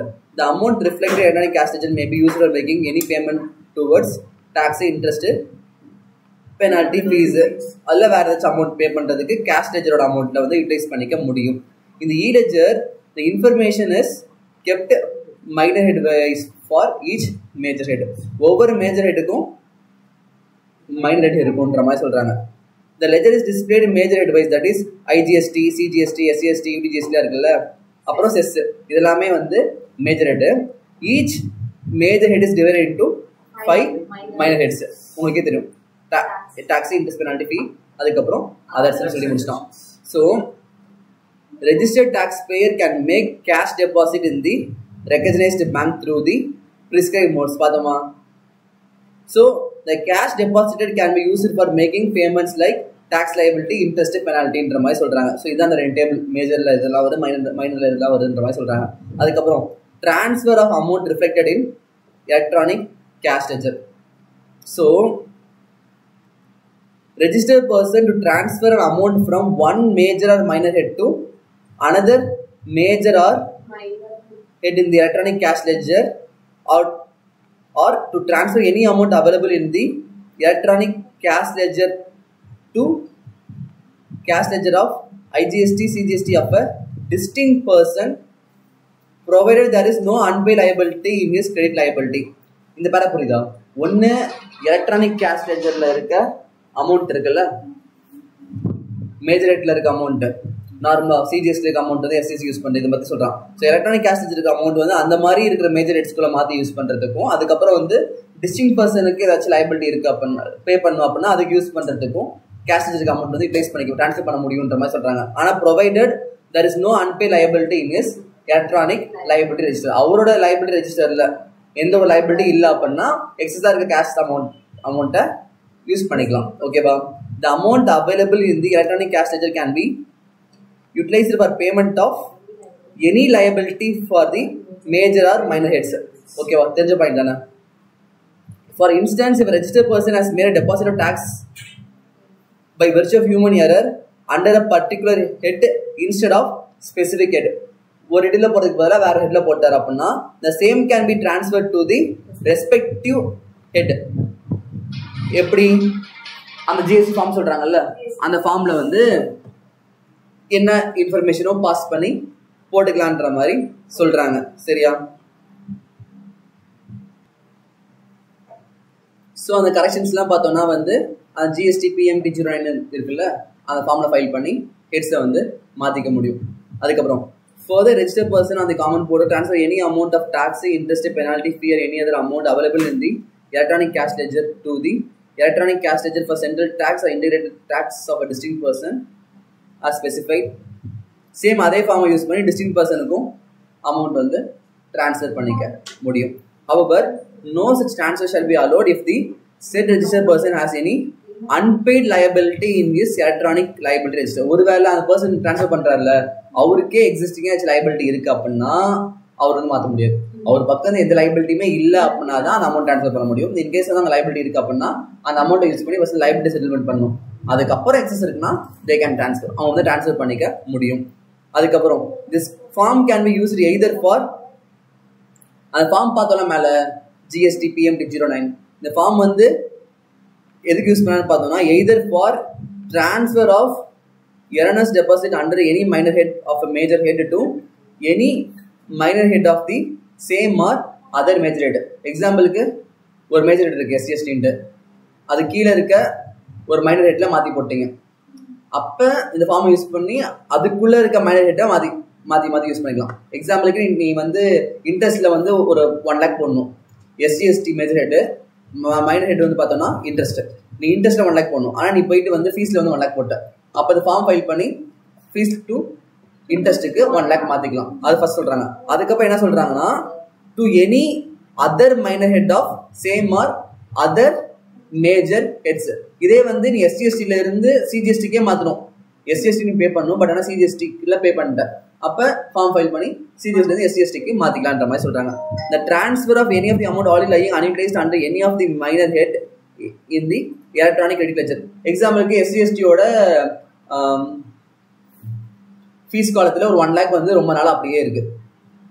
அப்போ என்ன பண்ணலாம்னா அங்கே வந்து அன்யூட்டிலைஸ்டான போர்ஷன் இருக்குல்ல, அதை யூஸ் பண்ணி உனக்கு வேறு ஏதாச்சும் மைனர் ஹெட் பே பண்ண லைபிலிட்டி இருந்துச்சுன்னா அந்த அமௌண்ட் எடுத்து போட்டு யூட்டிலைஸ் பண்ணிக்கலான்ற மாதிரி சொல்கிறாங்க. செகண்ட் பாயிண்ட்ல transfer of any amount lying in the electronic cash ledger to the electronic cash ledger for CGST IGST of distinct person பார்த்தோம்ல மேலே. ஆனால் இது எல்லாமே வந்து இவருக்கு லைபிலிட்டி இல்லைன்னா, புரியுதா? For instance, a registered person has deposited sum of 1000 under the head of interest column of CGST and 1000 under the head of interest column SGST instead of fees. Feesல pay பண்ணதுல interest columnல pay பண்றாரு. Such amount can be transferred using GST PMT 09 for making a transfer to the head fee. புரியுதா? So அந்த form use பண்ணி மாற்றிக்கலான்ற மாதிரி சொல்கிறாங்க. The said transfer is located using the above form PMT 09 because when the registered person has to make the remittance of tax, interest, penalty or fee or other amount at a stage, offset liability in any of the GST return or form tax payment to electronic cash ledger, adequate amount should be available under the respective head of account. So அந்த ஹெட்டில் ஏதாச்சும் ஒரு liability இருக்குது அப்படின்னா அதை face பண்ணுற அளவுக்கு ஒரு அமௌண்ட்டை ஃபிக்ஸ் பண்ணி வச்சுட்டு அதுக்கு மேலே இருக்கிறத வச்சு தான் ட்ரான்ஸ்ஃபர் பண்ணுறதோ யூட்டிலைஸ் பண்ணுறதோ பண்ணிக்க முடியும். அதுக்கப்புறம் இல்லஸ்ட்ரேஷன் கொடுத்துருக்காங்க. என்ன கொடுத்துருக்காங்க? மிஸ் தக்ஷா என்டர்பிரைஸ் இருக்கா, has made a cash deposit of 10,000 under minor head டாக்ஸில் பே பண்ணிட்டாங்க ஆஃப் எஸ்சிஎஸ்டி. எஸ்சிஎஸ்டியில் இருக்க டாக்ஸ் ஹெட்டில் 10,000 பே பண்ணிட்டாங்க. It has a liability of 2,000 for minor head interest under the major head SGST. So interest காலத்தில் 2,000 liability இருக்கு, but இவங்க பே பண்ணது tax காலத்தில் பே பண்ணிட்டாங்க. இப்போ என்ன பண்ண முடியும்? யூட்டிலைஸ் பண்ண முடியுமா முடியாதா? முடியாதா? 1000 எடுத்து டாக்ஸ் காலத்திலிருந்து எடுத்து இன்ட்ரெஸ்ட் காலத்துக்கு கொடுக்கலான்றியா? கரெக்டாக நான் கொடுக்கலாம், அதானே படிச்சுட்டு வந்தோம் இப்போ. The registered person is allowed to transfer the amount available under any minor head of a major head to any of the minor head of the same or other major head as per section 49. Therefore, the given case, the amount of 10,000 available under minor head tax of a major head SCST can be utilized for payment of liability of 2,000 under minor head interest of the same major head after making a due transfer entry using form GST PMT 09 அப்படின்னு சொல்றாங்க. புரிஞ்சா? So மாற்றிக்க முடியும். Next electronic credit ledger. அடுத்து இவ்வளோ நேரம் பார்த்தது cash ledger, அடுத்து பார்க்கறது credit ledger. So self assessed input tax credit by a registered person shall be credited to his electronic credit ledger. நம்ம வந்து மந்த்லி மாதிரி ரிட்டர்ன் ஃபைல் பண்ணுறதுக்கு பண்ணுறோம், ஐடிசி கிளைம் பண்ண தானே பண்ணுறோம். ஒன்று ஜிஎஸ்டி பே பண்ணுறதுக்கு, இன்னொன்று ஐடிசி கிளைம் பண்ணுறதுக்கு. ஸோ நம்ம வந்து அந்த செல்ஃப் அட்டஸ்ட் பண்ணி வச்சிருக்கோம்ல, இவ்வளோ ஐடிசி வரும்னு சொல்லிட்டு அந்த ஐடிசி அமௌண்ட் எல்லாமே இந்த கிரெடிட் லெஜரில் தான் போயிட்டு அக்யூமுலேட் ஆகிட்டு இருக்கும். ஓகேவா? நான் utilisation of ITC for tax liability under reverse charge mechanism. The amount available in electronic credit ledger may be used for making any payment towards output tax under CGST or IGST. It is pertinent to note that output tax in relation to a taxable person means tax chargeable under this act on supply of goods and services made by him or his agent, but excludes tax payable by him on reverse charge basis. Thus, ITC cannot be utilized for tax payable under reverse charge mechanism. புரியுதா? ITC இந்த credit லெஜரில் இருக்க amount எல்லாமே ITC தான். அந்த ITC அமௌண்ட்டை வச்சு நம்ம அவுட்புட் டேக்ஸ் லைபிலிட்டி தான் பே பண்ண முடியுமே தவிர ஆர்சிஎம் லைபிலிட்டியை பே பண்ண முடியாது. cannot be utilized for reverse charge mechanism. தூக்குமா? அவ்வளோ அரை விடு, அடி மண்டல அடி போடு. சரி கவனிக்கலாம். நெக்ஸ்ட் ஒரு டேபிள் கொடுத்துருக்காங்க, அது மேலே இருக்க பாயிண்ட்ஸ் பேஸ் பண்ணியிருக்கும். ஜஸ்ட் நீங்கள் ஃப்ரீயாக இருக்கப்ப அனலைஸ் பண்ணி பாருங்க.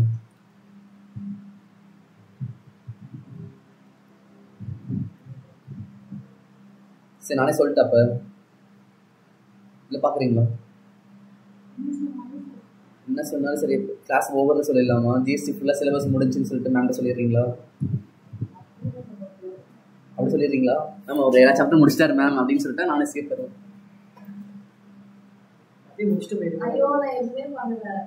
சரி ஓகே, இந்த ஒரு டேபிள் சொல்கிறேன். இந்த டேபிள் முடிச்சிட்டோம்னா அதுக்கப்புறம் வந்து conditions of use of amount அவைலபிள்னு சொல்லியிருக்காங்க. அதை வந்து லஞ்சுக்கு அப்புறம் பார்த்துக்கோங்க. இந்த ஒரு டேபிள் மட்டும் சொல்கிறேன், ஆக்டிவாக கவனிங்க. Manner of utilisation of ITC. ITC place பண்ணுறதுக்கு என்ன மேனர்ன்ற மாதிரி சொல்கிறாங்க. ஓகேவா? ஸோ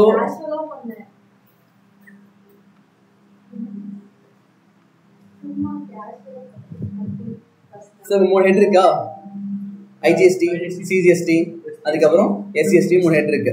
அதே மாதிரி இந்த சைடில் பார்த்தோன்னா வந்து ஐஜிஎஸ்டி, சிஜிஎஸ்டி, அதுக்கப்புறம் எஸ்சிஎஸ்டி. லெஃப்ட் சைடில் இருக்கிறது எல்லாமே இன்புட்டு, மேலே இருக்கிறது எல்லாமே வந்து அவுட்புட்டு.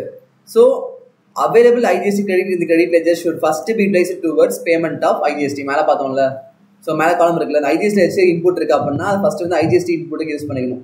அதுக்கப்புறம் தான் வந்து சிஜிஎஸ்டி, அதுக்கப்புறம் வந்து எஸ்டிஎஸ்டின்ற மாதிரி சொல்கிறாங்க. The remaining amount if any can be placed towards the payment of CGST and SGST in any order and in any proportion. So என்ன சொல்கிறாங்கன்னா வந்து சிஜிஎஸ்டிக்கு எஸ்டிஎஸ்டிக்கு பார்த்தா ஈக்குவலாக தான் பே பண்ணலாம். இல்லை இப்போ வந்து 1000 rupees இருக்குது, ஐஜிஎஸ்டிக்கு வந்து 500 பே பண்ணிட்டேன், ரிமைனிங் வந்து 500 இருக்குது. நீ நினச்சா 100 rupees சிஜிஎஸ்டிக்கு, 400 rupees வந்து எஸ்சிஎஸ்டிக்கு பண்ணலாம். அப்புறம் ஏன்னா 400 rupees சிஜிஎஸ்டிக்கு, 100 rupees வந்து எஸ்சிஎஸ்டிக்கு பண்ணலாம். எந்த ப்ரொபோஷனில் வேணால் நீ வந்து அவங்களுக்கு வந்து செட் ஆஃப் பண்ணிக்கலான்ற மாதிரி சொல்கிறாங்க. அதுக்கப்புறம் second, entire ITC of IGST is to be fully utilised first before the ITC of CGST or SGST can be utilised. So நம்மகிட்ட வந்து ஐடிசி கிரெடிட் இருக்கும்ல, அது எக்ஸாம்பிளுக்கு 1 lakh இருக்கு அப்படின்னா அந்த 1 lakh வச்சு நீ வந்து 50,000 வந்து ஐடிசியோட பே பண்ணிட்ட, ரிமைனிங் 50,000 இருக்கு. அந்த 50,000 வந்து நீ கன்ஃபார்மாக எஸ்சிஎஸ்டிக்கும் சிஜிஎஸ்டிக்கு யூட்டிலைஸ் பண்ணி முடிச்சுட்டு அதுக்கப்புறம் அமௌண்ட் இருக்கும்ல, அதை தான் வந்து எஸ்டிஎஸ்டி சிஜிஎஸ்டி கிரெடிட் யூஸ் பண்ணிக்கணும். புரியுதா? அதாவது ஐஜிஎஸ்டியோட பேலன்ஸ் வந்து 0 ஆயிடணும். புரியுதா? படிச்சிருப்பீங்க, ஆல்ரெடி பார்த்துருப்பீங்க. ஐஜிஎஸ்டியோட பேலன்ஸ் வந்து 0 ஆயிடும். பட் சிஜிஎஸ்டி எஸ்டியோட பேலன்ஸ் 0 ஆகணுன்ற மாதிரி அவசியம் இல்லை. பட் ஆனால் ஐஜிஎஸ்டி வந்து மேக்ஸிமம் பாசிபிலிட்டிக்கு வந்து யூட்டிலைஸ் பண்ணி முடிச்சிடணும். ஏன்னா வந்து ஐஜிஎஸ்டி வந்து ஐஜிஎஸ்டிக்கு யூஸ் பண்ணலாம், சிஜிஎஸ்டிக்கு பண்ணலாம், எஸ்எஸ்டி பண்ணலாம். ஸோ வந்து அதை வச்சு ஃபர்ஸ்ட் ஐஜிஎஸ்டி பண்ணணும். அதுக்கப்புறம் வந்து சிஜிஎஸ்டி எஸ்எஸ்டிக்கு ஃபுல்லாக கொடுத்து முடிச்சிடணும். ஐஜிஎஸ்டி பேலன்ஸ் 0 கொண்டு வந்துடணும். ஓகேவா? அதான் சொல்றாங்க, entire ITC of IGST is to be fully utilized before the ITC of CGST or IGST can be, I mean SGST can be utilized. புரியுதா? சிஜிஎஸ்டில எஸ்ஜிஎஸ்டியோட ஐடிசி இருக்கும். ஆனா அந்த ஐடிசி யூஸ் பண்றதுக்கு முன்னாடி ஐஜிஎஸ்டில பேலன்ஸ் இருக்க ஐடிசி யூட்டிலைஸ் பண்ணி முடிச்சிடணும்.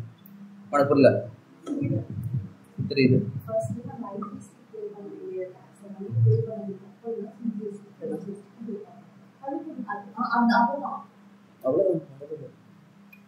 சரி, ஓகே, பார்ப்போம்.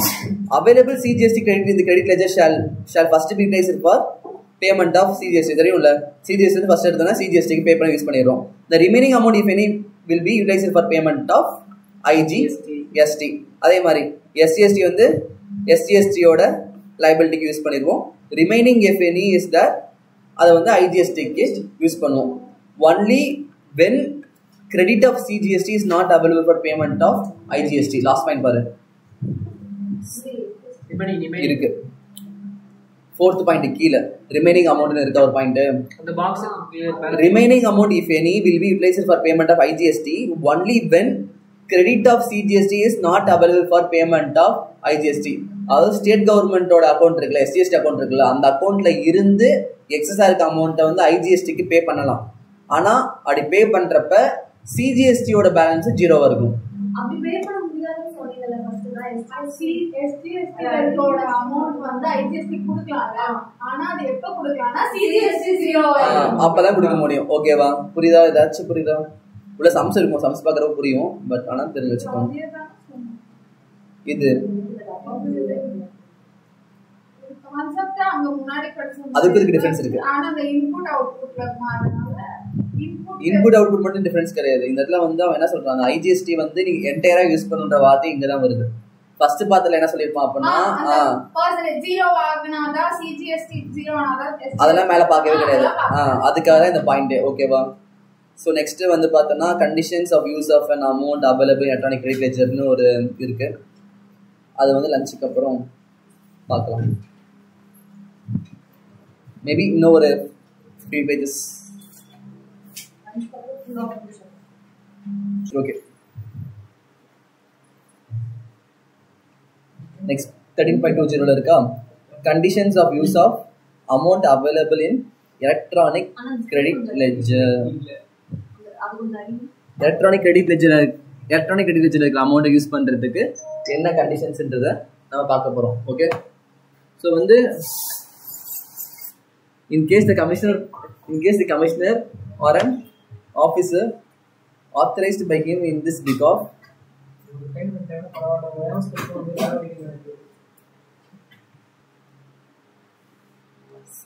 ஸோ எலக்ட்ரானிக் கிரெடிட் லெட்ஜர் இருக்கிற அமௌண்ட்டை வந்து எப்படி யூஸ் பண்ணுறதுன்ற மாதிரி பார்க்குறோம். ஓகேவா?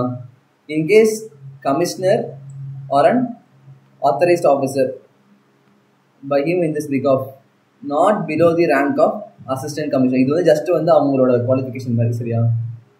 has reason to believe that ITC availed in the electronic credit ledger has been fraudulently availed or is ineligible, he may, after recording a reason in writing, prohibit the use of ITC for discharge of any liability or for claim of any refund of any unutilized amount.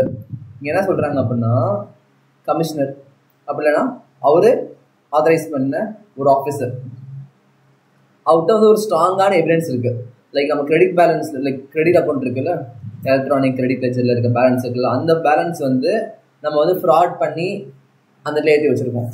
அப்படி இல்லை அப்படின்னா இன்எலிஜிபிளான goods or services மேலே ITC claim பண்ணி அந்த ஏற்றி வச்சிருக்கோம். ஏன்னா நம்ம தானே வந்து செல்ஃபாக தான் அசஸ் பண்ணி போடுறோம். ஸோ நம்ம பண்ணது வந்து ஃப்ராட் பண்ணியோ இல்லை வந்து இன்எலிஜிபிள் ஐடிசியை வந்து அந்த அக்கௌண்ட்டில் ஏற்றி வச்சிருக்கோம் அப்படின்னா அவர்கிட்ட வந்து ஸ்ட்ராங்கான எவிடன்ஸ் இருக்குது. லைக் இது வந்து ஏற்றுக்க முடியாதுன்ற மாதிரி இருக்குது அப்படின்னா அவர் வந்து அந்த ஐடிசியை வந்து அவைல் பண்ண விட மாட்டார். சேம் டைம் வந்து அந்த அமௌண்ட்டை ரீஃபண்டும் கொடுக்க மாட்டார். புரியுதா? சிம்பிள் பாயிண்ட் தான். புரிஞ்சா? Next, restriction on use of amount available in credit ledger. So இங்கே என்ன சொல்கிறாங்கன்னா வந்து கிரெடிட் லெஜரில் இருக்க அமௌண்ட் இருக்குல்ல, அதை வந்து எந்த அளவுக்கு அவைல் பண்ணிக்கலாம், அதை எந்த அளவுக்கு யூட்டிலைஸ் பண்ண முடியும், எவ்வளோ அளவுக்கு யூட்டிலைஸ் பண்ண முடியாதுன்றது தான் இந்த இதில் சொல்கிறாங்க. ஓகே, ஸோ ரூல் 86B ஒன்று இருக்கா, தெரியுதா? restricts the amount available in electronic credit ledger which a registered person can use to discharge his output tax liability to 99% of the such tax liability in cases where the value of taxable supply other than exempt supply and zero rated supply in a month exceeds 50 lakhs. Let's put it down. சும்மா read பண்ணி பாருங்க திருப்பி. Rule 86B restricts the amount available in credit ledger which a registered person can use to discharge his output tax liability to 99% of such tax liability in cases where the value of taxable supply other than the exempt supply and zero rated supply in a month exceeds 50 lakhs.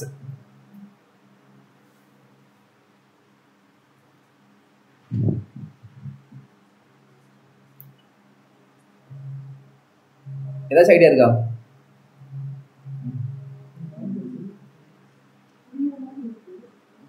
இது ஆக்சுவலாக easy point தான். இந்த point நல்லா நான் படிச்சு ஞாபகம் வச்சுக்கோங்க. நான் ஐடிசி சாப்டர் படிக்கிறப்ப நீங்கள் தான் ஆன்சர் பண்ணும். ஐடிசி சாப்டர் இந்த பாயிண்ட்டுக்கு வந்து நல்ல இம்பார்ட்டன்ஸ் இருக்கும், நல்லா பெருசாகவே அவங்க சொல்லியிருப்பான். இங்கே சிம்பிளாக 4 லைனில் முடிச்சிட்டான், பட் அங்கே வந்து நல்லா எலாபரேட்டாக சொல்லியிருப்பான். அந்த சாப்டர் படிக்கிறப்ப இந்த பாயிண்ட் நம்ம எக்ஸ்பிளைன் தெளிவாக பார்த்துக்கலாம். இப்போதைக்கு ஜஸ்ட் வந்து ஹெட்டிங் ஞாபகம் வச்சுக்கோங்க. Next, other aspects of electronic credit ledger.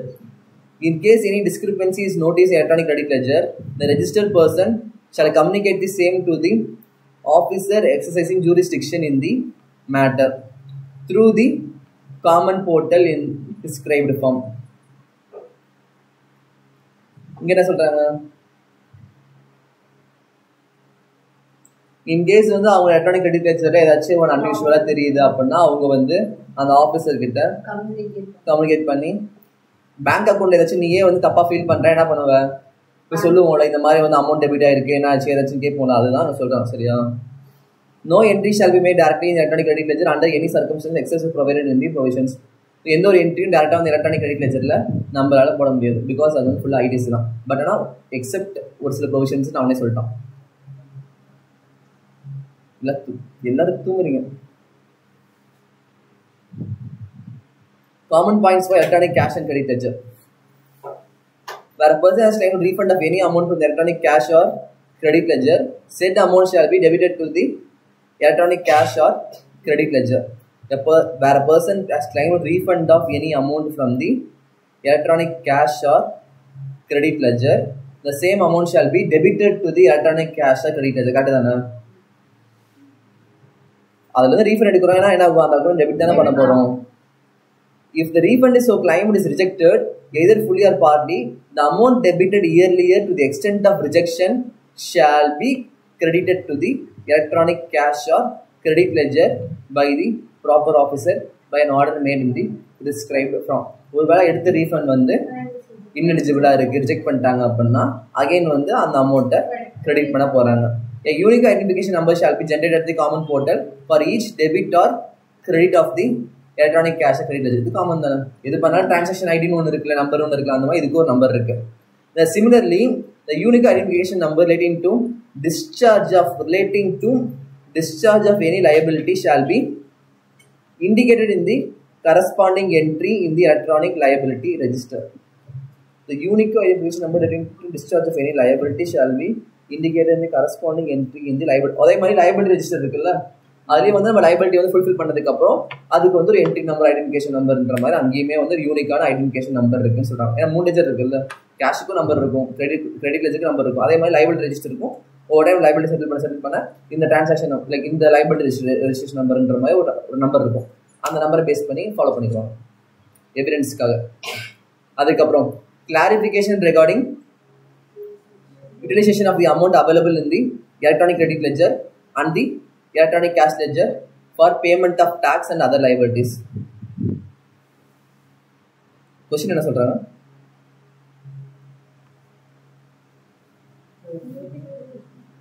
டாக்ஸும் other liabilities பே பண்றதுக்காக நம்ம எப்படி அந்த அமௌண்ட் யூட்டிலைஸ் பண்றதுக்கான கிளாரிஃபிகேஷன். எலக்ட்ரானிக் கிரெடிட் லெட்ஜர்ல இருக்க அமௌண்ட், எலக்ட்ரானிக் கேஷ் லெட்ஜர்ல இருக்க அமௌண்ட்டையும் பேமெண்ட் ஆஃப் டாக்ஸ் பர்பஸ்க்கு நம்ம எப்படி யூட்டிலைஸ் பண்ண போறோம்ன்ற மாதிரி கேக்குறாங்க. இஷ்யூ ஒன் வந்து என்னன்னா, whether the amount available in electronic credit ledger can be used for making any tax and GST. அதுக்கு ஆன்சர் என்ன? எலக்ட்ரானிக் கிரெடிட் லெட்ஜர்ல இருக்கிற அமௌண்ட்டை வச்சு making payment of any tax and GST லான்னு கேட்டிருக்காங்க. பாசிபிளா? கரெக்ட் தானா? So in terms of section 49, amount available in electronic credit ledger may be used for making any payment towards output tax of CGST, IGST subject to provisions relating to order of utilization of ITC. கொடுத்துட்டு என்ன சொல்றான்?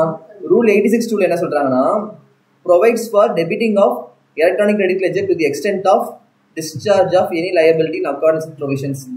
The further output tax in relation to taxable person who is registered or liable to be registered under section 22 is defined in section as the tax chargeable and taxable supply of goods and services both, but excludes tax payable on. இது ஆக்சுவலாக already பார்த்தது தான். கரெக்டா?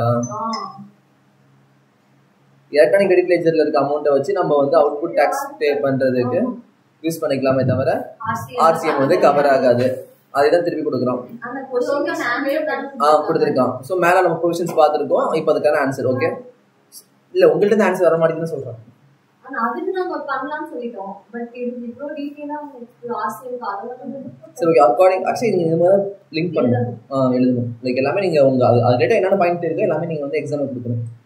Accordingly, it is clarified that any payment towards output tax, whether self-assessed in return or payable as a consequence of any proceedings instituted under the provisions of GST law, can be made by utilization of the amount available in the electronic credit ledger of a registered person. It is clarified that any payment towards output tax, whether self-assessed in the return or payable as a consequence of any proceeding instituted under the provision of GST law. எக்ஸாம்பிளுக்கு நம்ம வந்து output tax வந்து 10,000 தான் பே பண்ணணுன்றத நம்ம சொல்லியிருப்போம். சரியா? But ஆனால் வந்து நம்ம பே பண்ண டாக்ஸ் வந்து 10,000 சொல்லியிருப்போம். பட் ஆனால் அது நம்ம செல்ஃப் அசஸாக பண்ணுறது தானே. பட் ஆனால் ஜிஎஸ்டி டிபார்ட்மெண்ட் வந்து எல்லாத்தையும் வெரிஃபை பண்ணி முடிச்சு நீங்கள் 20,000 பே பண்ணணுன்ற மாதிரி சொல்கிறாங்க. அப்போ வந்து லைக் இந்த மாதிரி எலக்ட்ரானிக் கிரெடிட் லெட்ஜர்ல இருக்கிற அமௌண்ட் ரிப்ளேஸ் பண்ணி அந்த ப்ரொசீடிங்ஸ்க்கான அமௌண்ட்டை பே பண்ணிக்கலாம். ஓகேவா? இட் இஸ் ஃபர்தர் என்ன போட்டிருக்காங்க, reiterated that as output tax does not include tax payable and reverse charge mechanism, implying thereby that the electronic credit ledger cannot be used for making payment of electronic credit ledger cannot be used for making payment of any tax which is payable under reverse charge. Whether amount available in electronic credit ledger can be used for making payment of any liability other than tax. Answer உங்களுக்கே தெரியும் என்னது? பண்ண முடியுமா? சரி இல்ல. Question என்ன? Credit லெட்ஜர்ல இருக்க அமௌண்ட்டை வச்சு அதர்ஸ் பே பண்ண முடியுமான்னு கேக்குறாங்க. முடியாதுல. டீசென்ட்டா பேசணும். The electronic can be used for making payment of output. தெளிவா ரெண்டாவது லைன் கொடுத்திருக்கான் பாத்தியா? It cannot be used for making payment of any interest, penalty, fees ன்னு சொல்லிருக்காங்க. அப்ப இதெல்லாம் பே பண்ணனும்னா இதுல கேஷ் லெட்ஜர்ல பே பண்ணனும். ஓகே. நெக்ஸ்ட் தேர்ட் லைன் என்ன சொல்றான்? Whether the amount available in electronic cash ledger can be used for making payment of any liability under GST law. Only the tax penalty, tax தவிர பேலன்ஸ் எல்லாமே cash ledger. Question என்ன? GST law கேக்குறாங்க. அத tax பண்ண முடியாது. Cash ledger தான் கேக்குறாங்க. அத கேஷ் லெட்ஜர் அப்ப அதன ப்ரொவிஷன் அதன ஆன்சர் எழுதணும். டாக்ஸ் பண்ண முடியாது. அவ என்ன சொல்றாங்க? क्वेश्चन படி ஃபர்ஸ்ட் மிஸ்ஸா. கேஷ் லெட்ஜர் வந்து பண்ண மாட்டாங்க. Sir use for making payment of any liability on the GST. Answer என்ன? penalty பே பண்ணனும். டாக்ஸிங் பண்ண முடியாதுன்னு சொல்ல வேணாமா? சொல்லலையா? டாக்ஸ் ஏன் பண்ண முடியாது? அது பண்ணலாமா? கேஷ் லெட்ஜர் வச்சு நீ எல்லாமே பண்ணலாம். கிரெடிட் லெட்ஜர் வச்சு டாக்ஸ் மட்டும் தான் பண்ண முடியும். புரியுதா? So whether the amount available in the electronic cash ledger can be used for making payment of any liability. So cash லெட்ஜர்ல இருக்க அமௌண்ட் வச்சு எந்த லைபிலிட்டி வேணா பே பண்ணலாம்னு கேட்கறாங்க. எந்த லைபிலிட்டி வேணா பே பண்ண முடியும். Next electronic liability register. இதுதான் வந்து தேர்ட் கைண்ட் ஆஃப் லெஜரா. ஸோ இங்க என்ன பண்றோம்?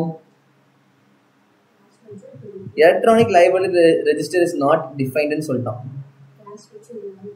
The section lays down that all liabilities of taxable person will be recorded and maintained in separate register. Okay. அதாவது எலக்ட்ரானிக் லைபிலிட்டி ரெஜிஸ்டர் பத்தி ஆக்ட்ல இது சொல்ல கிடையாது. பட் ஆனால் என்ன சொல்றாங்கன்னா வந்து liabilities of a taxable person will be recorded and maintained in separate register named electronic liability register. புரியுதா?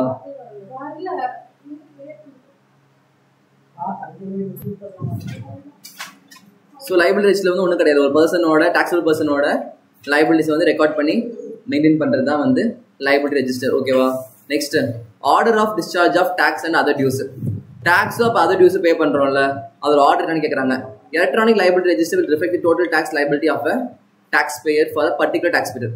ஓகே, அந்த ரெஜிஸ்டர்ல வந்து ஒரு கன்சர்ன் பர்சன், அந்த ரெஜிஸ்டர் பர்சனோட டாக்ஸ் லைபிலிட்டியை பற்றி அந்த ரெஜிஸ்டர்ல லைக் அவர் லைபிலிட்டி பற்றி அந்த ரெஜிஸ்டர்ல டீடைல்ஸ் இருக்கும். Next order of discharge of tax and other dues. Subsection 8 prescribes the chronological order in which liability of a taxable person has to be discharged. புரியுதா? இந்த ஆர்டர்ல தான் ஆக்சுவலா வந்து டாக்ஸ் வந்து பே பண்ணணும், லைபிலிட்டி வந்து டிஸ்சார்ஜ் பண்ணணும். எந்த order? Self assessed tax and other dues for the previous tax period have to be discharge first. போன ப்ரீவியஸ் இயரோட லைபிலிட்டிஸை வந்து ஃபர்ஸ்ட் வந்து டிஸ்சார்ஜ் பண்ணி முடிக்கணும். கரெக்டா? ஆர்டர் வைஸ்ல பார்த்தா போன வருஷமே அது நடந்துருச்சுல. ஸோ அதோட லைபிலிட்டியை ஃபர்ஸ்ட் எடுத்தோன்னே டிஸ்சார்ஜ் பண்ணணும். Self assessed tax and other dues for the current tax period have to be discharge next.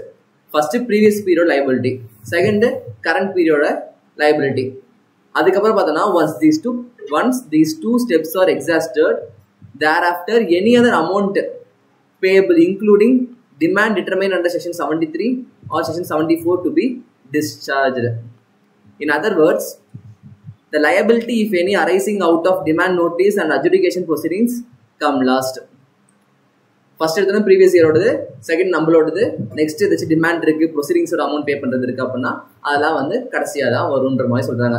This sequence has to be mandatorily followed. புரியுதா? The expression other dues referred above means உங்களுக்கே தெரியும். other dues தெரியும்ல, அந்த அஞ்சுமே.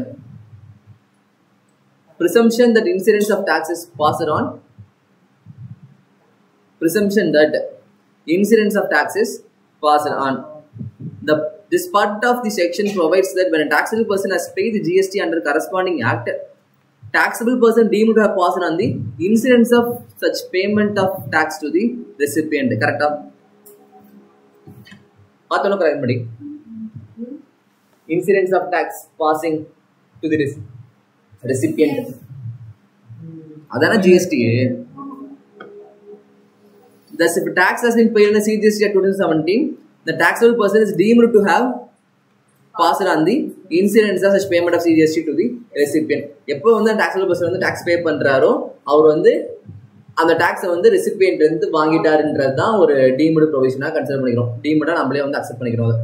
Next chapter 9 of CGST ரூல்ஸ்னு சொல்லிட்டு என்ன சொல்றாங்க? Debit to the electronic liability register. Electronic liability ரெஜிஸ்டர்ல என்ன டெபிட் பண்றோம்? நம்ம பே பண்ற amount payable towards tax, interest, late fee or any other amount as per return filed. இது வந்து எலக்ட்ரானிக் கிரெடிட் லெஜர் இருக்குல்ல, சாரி லைபிலிட்டி ரெஜிஸ்டர் இருக்குல்ல, அதுதான் அந்த லெஜரோட பாயிண்ட் ஆஃப் வியூ பார்க்கணும். புரியுதா? அதை என்னென்னலாம் கிரெடிட் பண்ணுவாங்க, அதில் என்னென்னலாம் டெபிட் பண்ணுவாங்க. நம்ம வந்து டாக்ஸ், இன்ட்ரெஸ்ட், லேட் ஃபீ எல்லாம் பே பண்ணுறோம்னா அதுல இருந்து டெபிட் ஆகும். அதே வந்து all amount payable towards tax, interest, late fee or other amount determine proceedings by proper officer or ascertain by the said person. அப்புறம் any interest amount that may accrue from time to time. சரியா? இதெல்லாம் வந்து debit பண்றாங்க. அதுக்கப்புறம் debit to electronic credit and cash லெஜர்னு சொல்றாங்க. Debit to electronic credit and cash ledger, credit and okay debit to electronic credit ledger and credit to electronic liability register. Payment of all liabilities of a register person as per is return. இது சும்மா accounting knowledge தான். ஆனால் நீங்கள் just ஒரு டவுட்டாக இருந்துச்சுன்னா பேப்பரில் note பண்ணி பாருங்கள், எழுதி பாருங்கள். இது இங்கே போகிறோன்னா இங்கே போடுவோம் நமக்கே தெரியும்ல. அந்த மாதிரி தான் ஜஸ்ட் டெபிட் கிரெடிட் பற்றி பேசியிருக்காங்க, பார்த்துக்கோங்க. Next, how do the payment system benefit the taxpayer and commercial tax department? Taxpayer என்ன பெனிஃபிட், அதே மாதிரி டிபார்ட்மெண்ட் என்ன benefit? No more queues and waiting for making payment. Instant online receipts of payment made online. Tax consultants can make payment on behalf of the client. Single challan form to be created online, replacing the 3 or 4 copy challan. Revenue will come earlier into the government treasury as compared to old system. Greater transparency. Online payment made after 8 PM will be credited to the taxpayer account on the same day. எல்லாம் சின்ன குழந்தைங்க topic பார்த்துக்கோங்க. 10ஆம் கிளாஸ்லேயே பார்த்துருப்பீங்களா, 11ஆவது பார்த்துருப்பீங்க. Next, interest on delayed payment of tax. Tax delay பண்ணி pay பண்ணுறப்ப வர இன்ட்ரெஸ்ட் கான்சிக்வன்ஸ் பற்றி இப்போ பார்க்க போகிறோம். Every person who is liable to pay tax in accordance with the provision of this act or the rules made thereunder but fails to pay the tax or any part thereof to the government within the period prescribed shall, for the period for which the tax or any part thereof remains unpaid, pay on his own interest at such rate not exceeding 18% as may be notified by the government on the recommendation of council. Correct, due date tax pay பண்ணாமல் லேட்டாக பே பண்ணுறீங்க அப்படின்னா tax வரும். ஆனால் maximum rate of percentage என்ன, 18%. Sorry, interest வரும். அந்த இன்ட்ரெஸ்டோட maximum rate பார்த்தோன்னா 18%. Provided that interest on tax payable in respect of such supply made during a tax period and declared in the return of the set period furnished after the due date in accordance with the provisions of section 39, except where such return is furnished after commencement of any proceedings under section 73 or 74 in respect of the set period, shall be levied on that portion of the tax that is paid by debiting the electronic cash ledger. இது actually interest பற்றி தான் சொல்கிறாங்க. ஆனால் கூட வந்து 2 வார்த்தை வந்துருக்கு. ஒன்று ப்ரொசீடிங்ஸு, டிக்ளேர் ரிட்டர்ன், இதெல்லாம் வந்து அனாலிசிஸில் பாருங்கள், அப்போ தெளிவாக புரியும். இங்கே வந்து நமக்கு பாயிண்ட் வேர்டிங்ஸ் கம்மியாக இருக்கும், இங்கே பார்த்தோம்னா கன்ஃபியூஷன் இருப்பீங்க. அனாலிசிஸில் பார்த்துக்கலாம். அதுக்கப்புறம் the interest in a subsection 1 shall be calculated in such manner as may be prescribed from the day succeeding the day on which tax was due to be paid. அப்புறம் என்ன அர்த்தம்? இப்போ எக்ஸாம்பிள் 10th June அப்படின்னா எப்போலேருந்து tax calculate பண்ணுவாங்க? 11th June இருக்கு. Succeeding next day.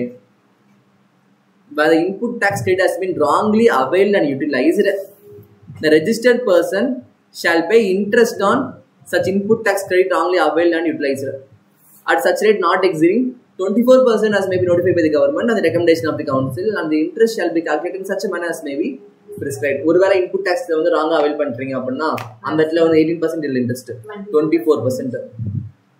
Next analysis போகுது.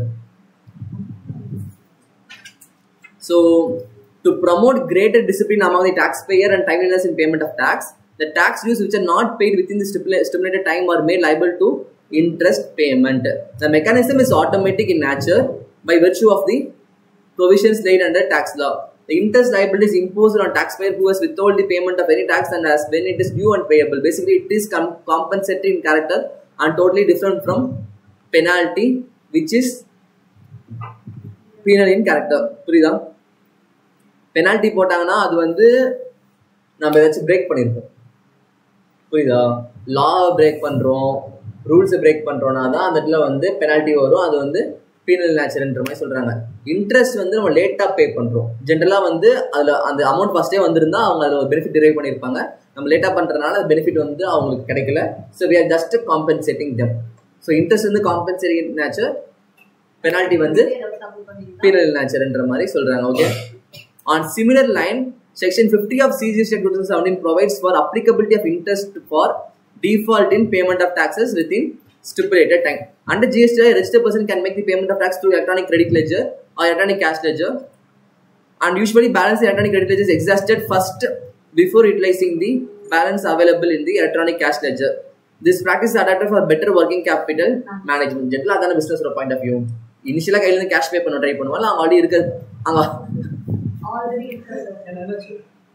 இனிஷியலா cash pay பண்ண ட்ரை பண்ணுவானா இல்ல ஆல்ரெடி அக்கவுண்ட் இருக்க கிரெடிட் வந்து அட்ஜஸ்ட் பண்ண ட்ரை பண்ணுவோமா?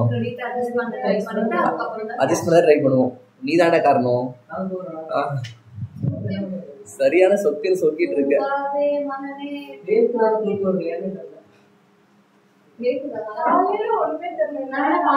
எல்லாம் அந்த அளவுக்கு சாப்பாடு அப்படி கூட்டிட்டு வந்திருக்கீங்க போல. சரி ஓகே பார்க்கலாம். ஸ்டார்ட் பண்ணலாமா? ஸ்டார்ட் பண்ணலாம் மேடம், ஸ்டார்ட் பண்ணலாம். In case of registered person does not have sufficient amount available in electronic credit ledger to pay the tax dues for particular tax period, and also if the registered person does not have sufficient money for making deposit of balance tax amount in cash ledger, then such a situation GST common portal does not have a mechanism to allow a registered person to make part payment of taxes. Inga solranga second para, in case a registered person does not have sufficient amount available in electronic credit ledger. Electronic credit ledger la out வந்து இருக்க வேண்டிய amount வந்து இல்ல, அதனால அந்த அமௌண்ட்டை வச்சு output டாக்ஸை பே பண்ணி முடிக்க முடியாது. கரெக்டா? to pay the tax due for a particular tax period. And also if the registered person does not have sufficient money for making deposit of balance tax amount in electronic cash ledger, then in such a situation GST common portal does not have a mechanism to allow a registered person to make part payment of taxes. என்ன புரிஞ்சு? இப்போ அவங்க கிட்ட already அந்த credit electronic credit அதுலயும் அவங்க கிட்ட cash இல்ல, ஆனா போய் அதுலயும் அவங்க கிட்ட பேலன்ஸ் இல்ல. இப்போ கேஷ் போய் போடலாம்னா அதுக்கும் அவங்க கிட்ட பேலன்ஸ் இல்ல அப்படின்னா ஜிஎஸ்டி போர்ட்டல் அதை தாண்டி இல்ல பார்ட் பேமெண்ட் பண்றதுக்கு எந்த ஆப்ஷனும் கிடையாது. சோ அப்ப வந்து டிஃபால்ட்டா கிரெடிட் லெட்ஜர்ல இருக்க பேலன்ஸ் அட்ஜஸ்ட் பண்ண முடியாது, அது அப்படியே இருக்கும்.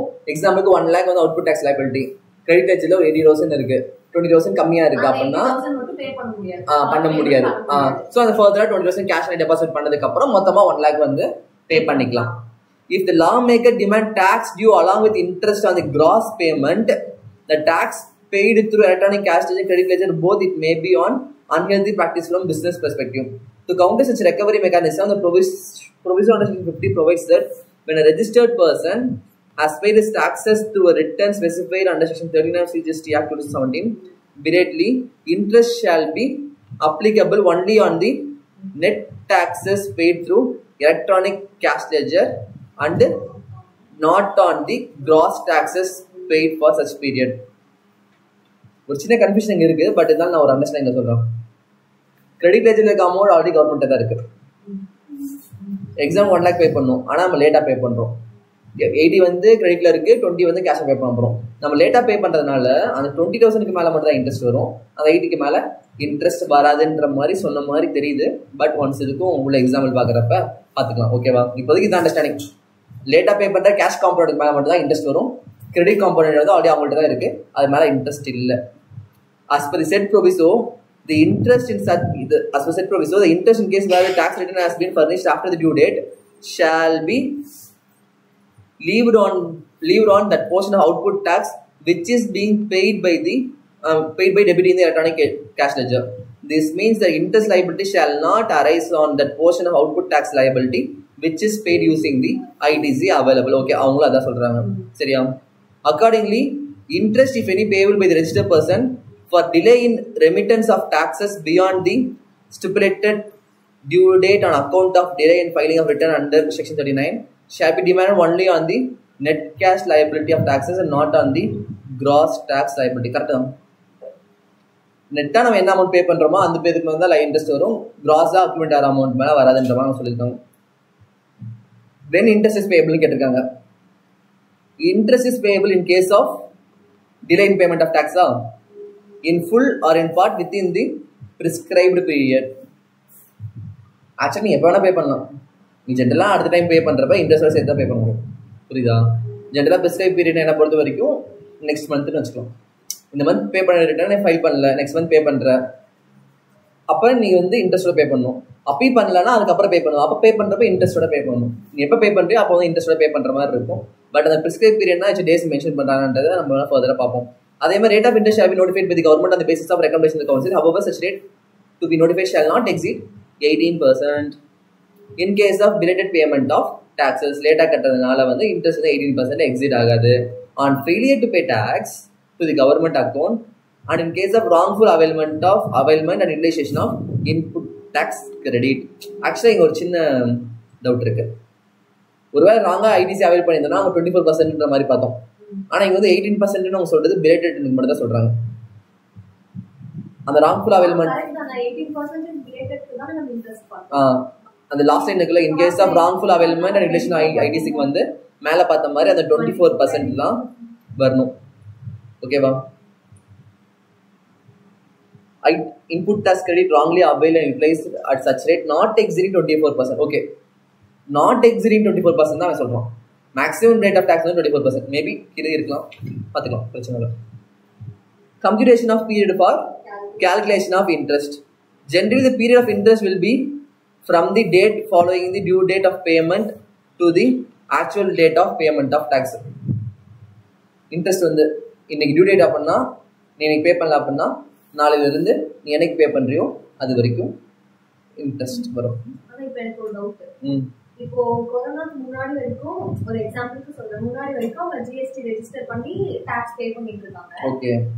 அது கொரோனாக்கு அப்புறம் அவங்களுக்கு வந்துட்டு லாஸ் அப்படின்னு கம்பெனி லாஸ்ல போயிட்டு இருக்கு, ஏன் டாக்ஸ் பே பண்ணணும்னு சொல்லி நிறுத்திடுறாங்க.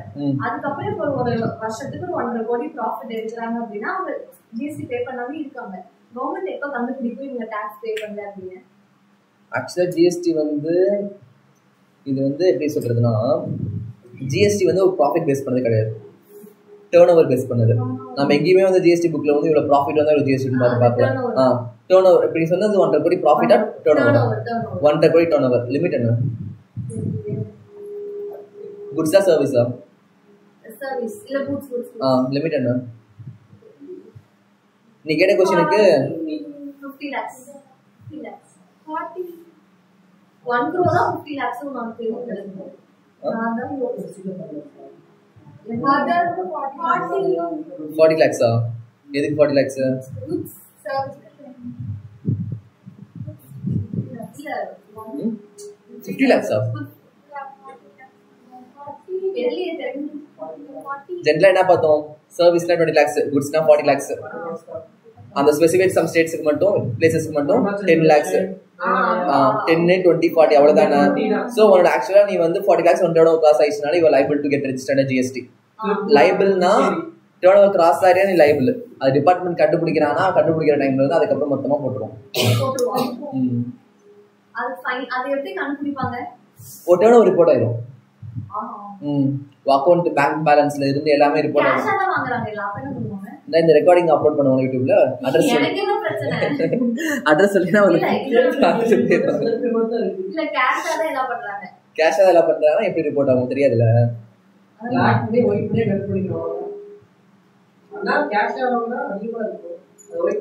என் ஃப்ரெண்ட் எனக்கு ஃபோன் பண்ணி கேட்டாங்க. அதுதான் சொன்னேன், கேஷ் தான் வாங்குற, அப்ப மாட்ட மாட்டேன்னு சொல்லி சொன்னேன். அவங்க என்ன பிசினஸ்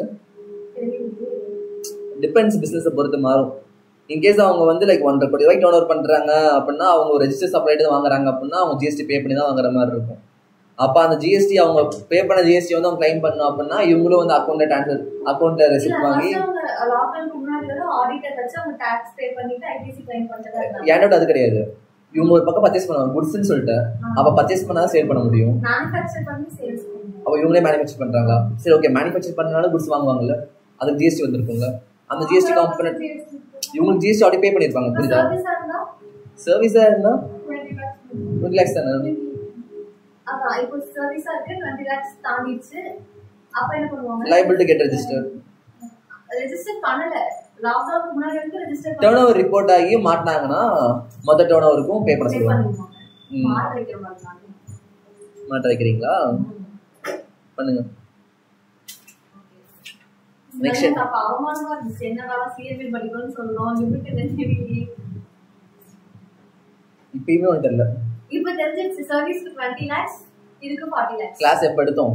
ஆனா எனக்கு இது தெரியும். மாரியல ஒரு டைம்ல ஏதோ சொல்லி கொடுத்தாரு. சரி ஓகே, சரி நெக்ஸ்ட் டாபிக் ஸ்டார்ட் பண்ணலாம். Manner of calculating interest on delayed payment of tax. In case where the supply made during a tax period are declared by registered person is returned for the said period and said return is furnished after the due date in accordance with provision section 39, except where such return is furnished after commencement of any proceedings in respect of the said period, the interest on tax payable in respect of the supply shall be calculated on the portion of tax which is paid by debiting the electronic cash ledger for the period of delay in filing the said return beyond the due date at such rate as may be notified. Rule 88B. Actually, Rule 88B க்கும் இதுக்கு முன்னாடி பார்த்தோம்ல,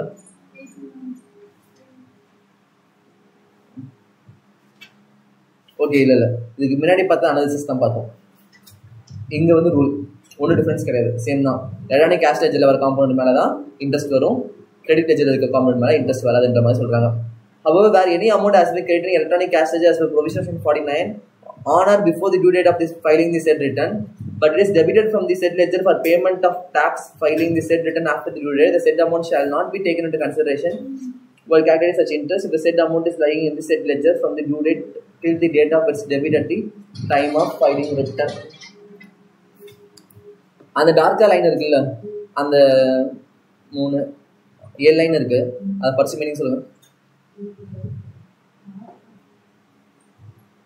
நீ சொன்னது correct தான். அப்ப நான் சொன்னது என்ன, கிரெடிட் லெட்ஜர்ல இருக்குன்னு. இதுல வந்து டிஃபரன்ஸ் என்னன்னா கேஷ் லெட்ஜர், புரியுதா? ஃபர்ஸ்ட் எடுத்தோட கிரெடிட் லெட்ஜர் 80,000 இருக்கு, கேஷ் லெட்ஜர் பேலன்ஸே கிடையாது. நீங்க 20,000 பே பண்றீங்க அப்படின்னா அந்த 20,000 இன்ட்ரெஸ்ட் வரும். இங்க என்ன சொல்றாங்கன்னா, however any amount has been credited in electronic cash ledger on or before the due date. Electronic cash லெட்ஜர்ல நீங்க வந்து ஒரு அமௌண்ட் வந்து கிரெடிட் பண்ணிட்டீங்க டியூ டேட்க்கு முன்னாடி, but is debited from the said ledger for payment of tax. அது வந்து அந்த டைம்ல வந்து டெபிட் ஆயிடுச்சு. while filing the said return after the due date, the said amount shall not be taken into consideration while calculating such interest if the said amount is lying in the said ledger from the due date till the date of its debit at the time of filing return. So அந்த அக்கௌண்ட்ல வந்து due டேட்க்கு முன்னாடி amount போட்டிங்க அப்படின்னா அந்த இதுக்கு மேலே இன்ட்ரெஸ்ட் வராது, அதுக்கப்புறம் பே பண்ணுறதுக்கு மேலே தான் வரும். In all other cases where interest is payable under section 50, the interest shall be calculated on the amount of tax which remains unpaid for the periods starting from the date on which tax was due to be paid till date such tax is paid at the rate specified. Where interest is payable on the amount of ITC wrongly availed. If next பார்த்தா ITC பத்தி சொல்றாங்க, amount of ITC வந்து wrongly availed இல்லனா utilized. The interest shall be calculated on the amount of input tax credit wrongly availed and utilized for the period starting from the date of utilization of such wrongly availed input tax credit till the date of reversal of such credit or payment of tax. நீ வந்து ராங்கா avail பண்ணிட்ட அப்படின்னா நீ avail பண்ண டேட்ல இருந்து அதை ரிவர்ஸ் பண்ண டேட் வரைக்கும் டாக்ஸ் இன்ட்ரெஸ்ட் எல்லாத்துக்கும் தலையாட்டுறது. சரியா? நான் ஒன்றும் சொல்லவே இல்லை, யாரையோ சொன்னேன். நெக்ஸ்ட் என்ன சொல்றாங்க? Explanation to the rule. என்ன ரூல், என்ன எக்ஸ்பிளனேஷன்?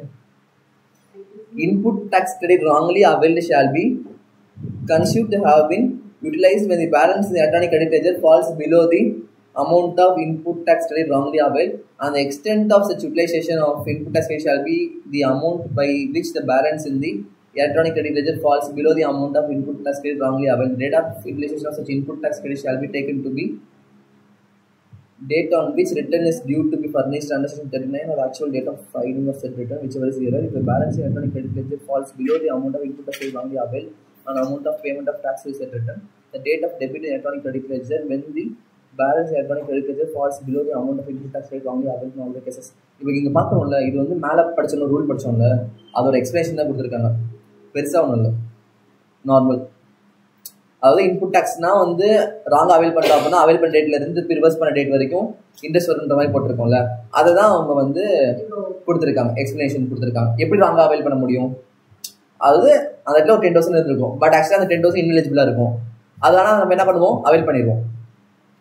அப்போ அவைல் பண்ணதுக்கப்புறம் இல்லாத அமௌண்ட்டை தானே எடுத்த மாதிரி, புரியுதா? அந்த எக்ஸ்பிளனேஷன் தான் இந்த இடத்துல வருது.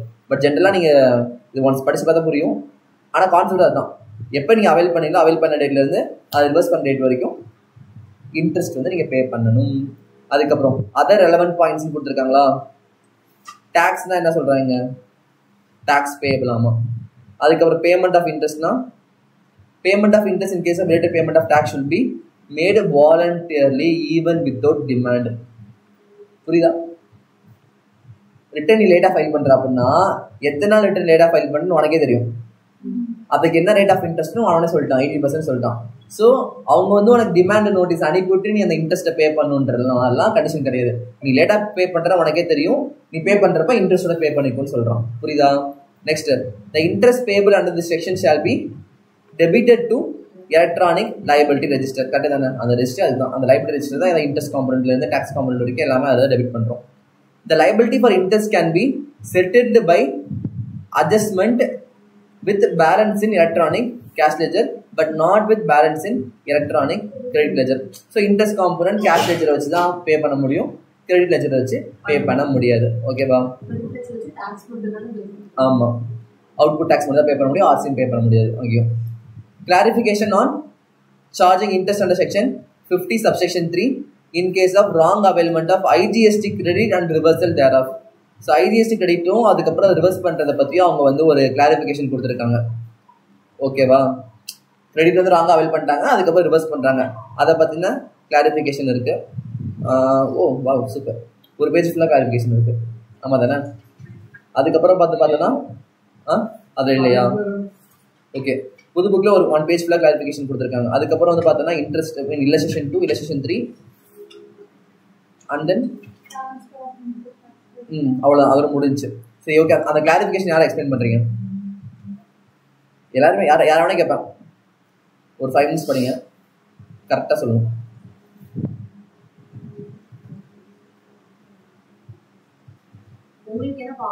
எல்லாருமே ஒன்ஸ் ரீட் பண்ணிட்டீங்களா? ஸோ இப்போ நான் திருப்பி பார்க்குறேன். Clarification and charging of interest under section 50 in case of wrong availment of IGST credit and reversal thereof சொல்றான். இவனை என்ன பார்த்தோம்னா வந்து wrong availment of ITC தான் பார்த்துக்கணும். புரியுதா? wrong availment of ITC, wrong availment of credit ன்னு பார்த்தோம். இங்க ஸ்பெசிஃபிக்கா என்ன சொல்றான்னா wrong availment of IGST ன்னு சொல்றான். Okay, wrong availment of IGST credit and reversal thereof.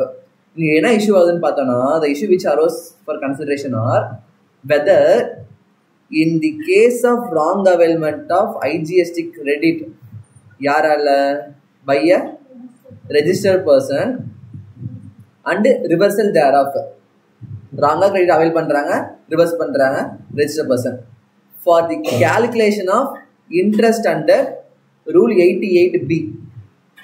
First 3 லைன்ல ஒண்ணுமே இல்லை. கரெக்டா? நம்ம வந்து ஜென்ரலாகவே வந்து கருப்பா புதுசா கொடுத்தோம்னாலே கன்ஃபியூஷன் ஆகிக்கிறோம் பெருசா பார்த்துட்டு.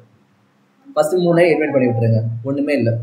whether balance of ITC available in electronic credit ledger under the head of IGST only needs to be considered, or total ITC available in electronic credit ledger under the head of IGST, CGST, SGST are taken together என்ற மாதிரி சொல்றாங்க. So என்ன சொல்றாங்கன்னா for the calculation of interest pay பண்ற பர்பஸ்க்காக balance of ITC available in electronic credit ledger under IGST head. electronic credit ledger கீழே 4 head இருக்கு, அதுல IGST கீழே இருக்கிற கிரெடிட் அமௌண்ட் இருக்குல்ல அதை மட்டும் மைண்ட்ல வச்சுக்கிட்டு இன்ட்ரெஸ்ட் கால்குலேட் பண்ணுமா? அது ஜென்ரலா என்ன ஆகும்? கிரெடிட் தப்பா எடுத்துட்டான், அப்ப அங்க இருக்க கிரெடிட்டே தப்பு. ஓகேவா? இல்லாத கிரெடிட்டை எடுத்துட்டான். அப்ப ஐஜிஎஸ்டி கீழே இருக்க கிரெடிட் அமௌண்ட்டை மட்டும் வச்சு நீங்க வந்து இன்ட்ரெஸ்ட் கால்குலேட் பண்ணுவீங்களா, இல்ல அதர் ஹெட்ஸ்லாம் இருக்குல்ல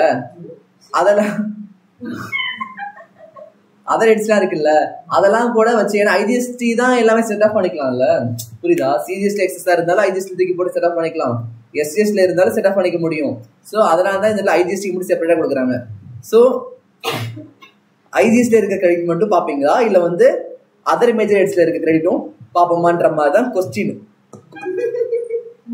சரியா? ஃபர்ஸ்ட் பேரா ஃபுல்லா கொஸ்டின் மட்டும் தான், ஆன்சரே கிடையாது. அதான் மேல எடுத்தோடனே வெதர்னு ஆரம்பிக்கிறாங்க, அப்புறம் என்ன? சரியா? சோ ஆன்சர்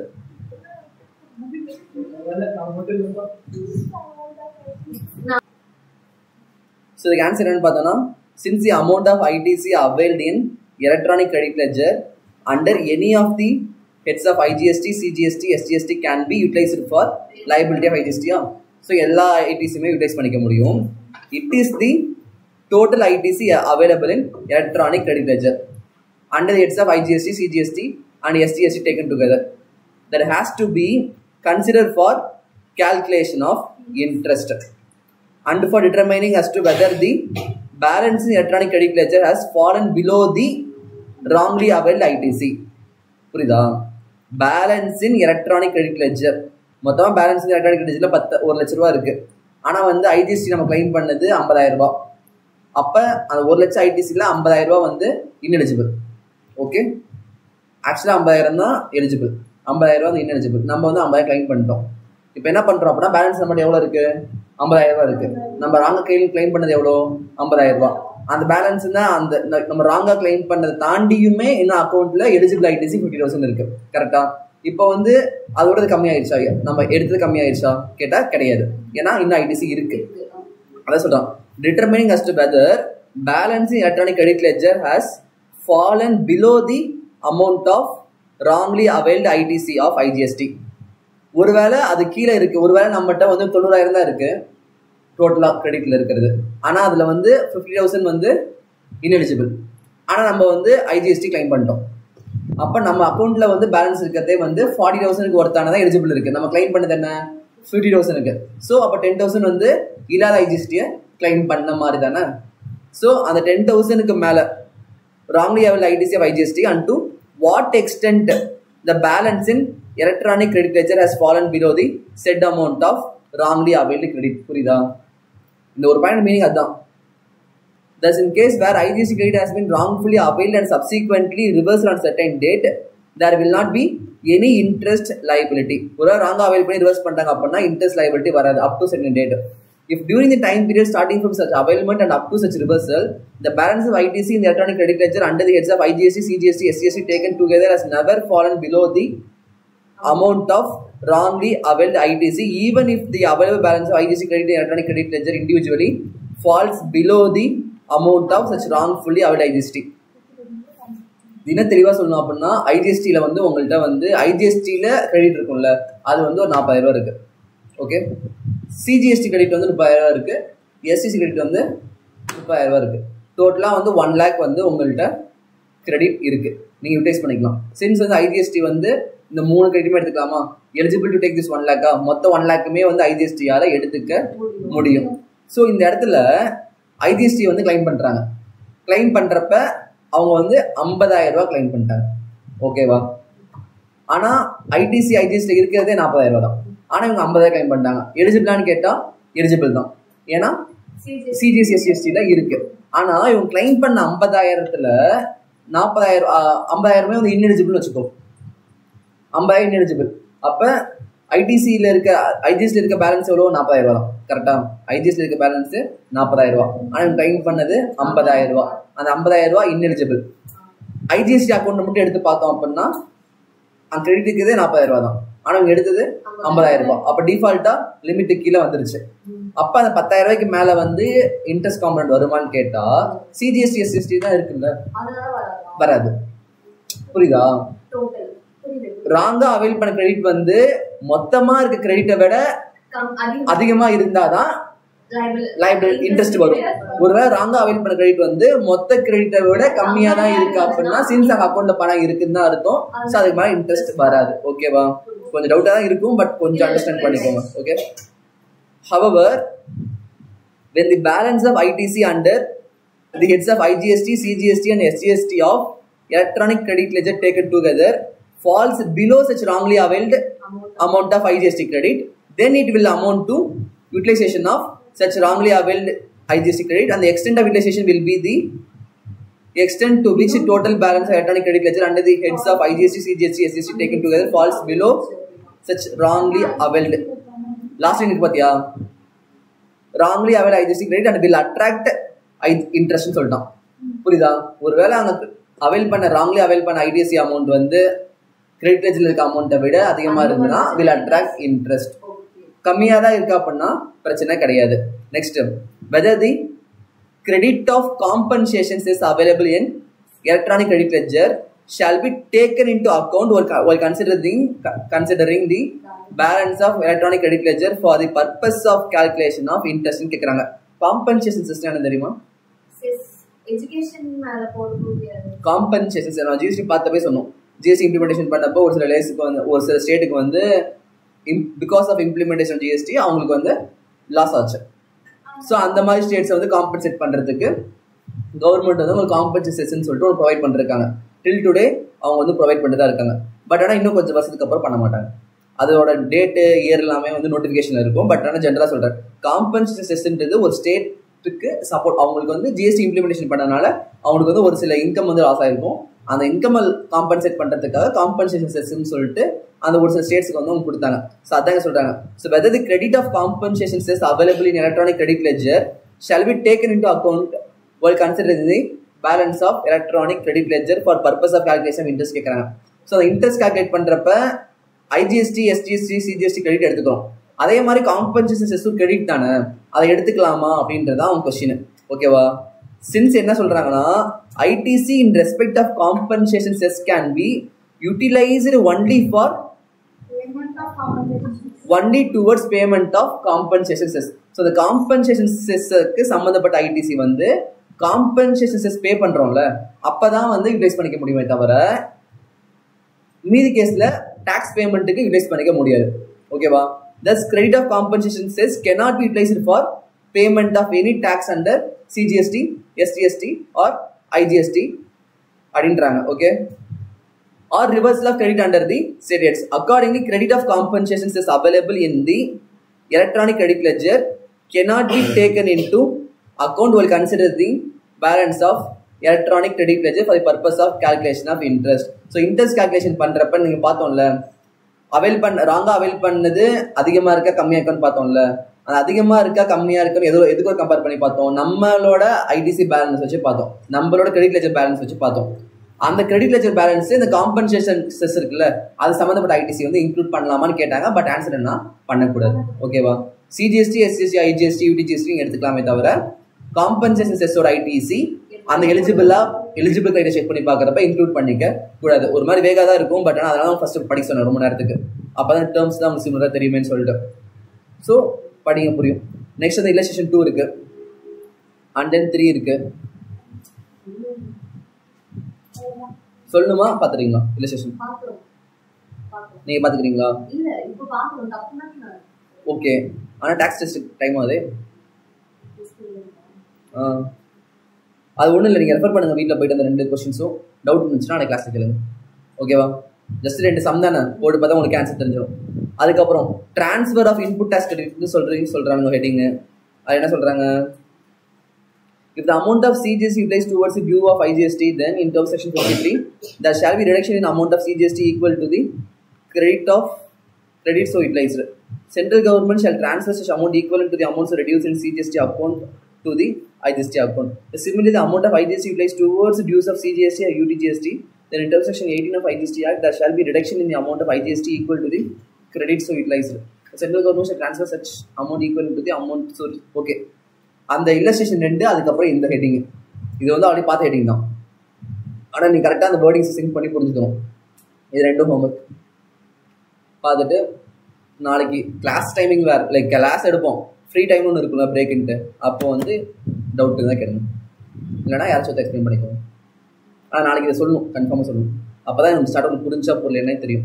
ஓகேவா? இந்த 3 பேஜ், இந்த 2 பேஜ் மட்டும் தான், ஈஸி தான், ரொம்ப டைம்லாம் இருக்காது, ஒரு 10 நிமிஷம் ஸ்பெண்ட் பண்ணிங்கன்னா முடிஞ்சிடும். அதுக்கப்புறம் லேட்டஸ்ட் ரீகேப்சேட்டில் நார்மல் தான், பெருசது கிடையாது, பார்த்து எல்லாமே தெளிவாக கொடுத்துருப்பானுங்க இந்த இடத்துல. ஆனால் உங்கள் புக்கில் என்ன ஒரு பெனிஃபிட்னா, இந்த ரீகேப்சேட் வந்து ரொம்ப சூப்பராக இருக்குது. எக்ஸாமுக்கு முன்னாடி ரிவைஸ் பண்ணுறதுக்கு காலையில் ஒரு மணி நேரம் கழிச்சுதான் மொத்தம் GST ரிவைஸ் பண்ணி போயிடும். எல்லாம் படிச்சிருந்தீங்க அப்படின்னா. அப்புறம் ரெஸ்டியூர் நாலேஜில் 8 கொஸ்டின் இருக்குது. சரி, ஓகே, இந்த சாப்டர் ஓவர் பார்த்துக்கோங்க. இன்னைக்கு 2 சாப்டர் முடிச்சிருக்கோம்.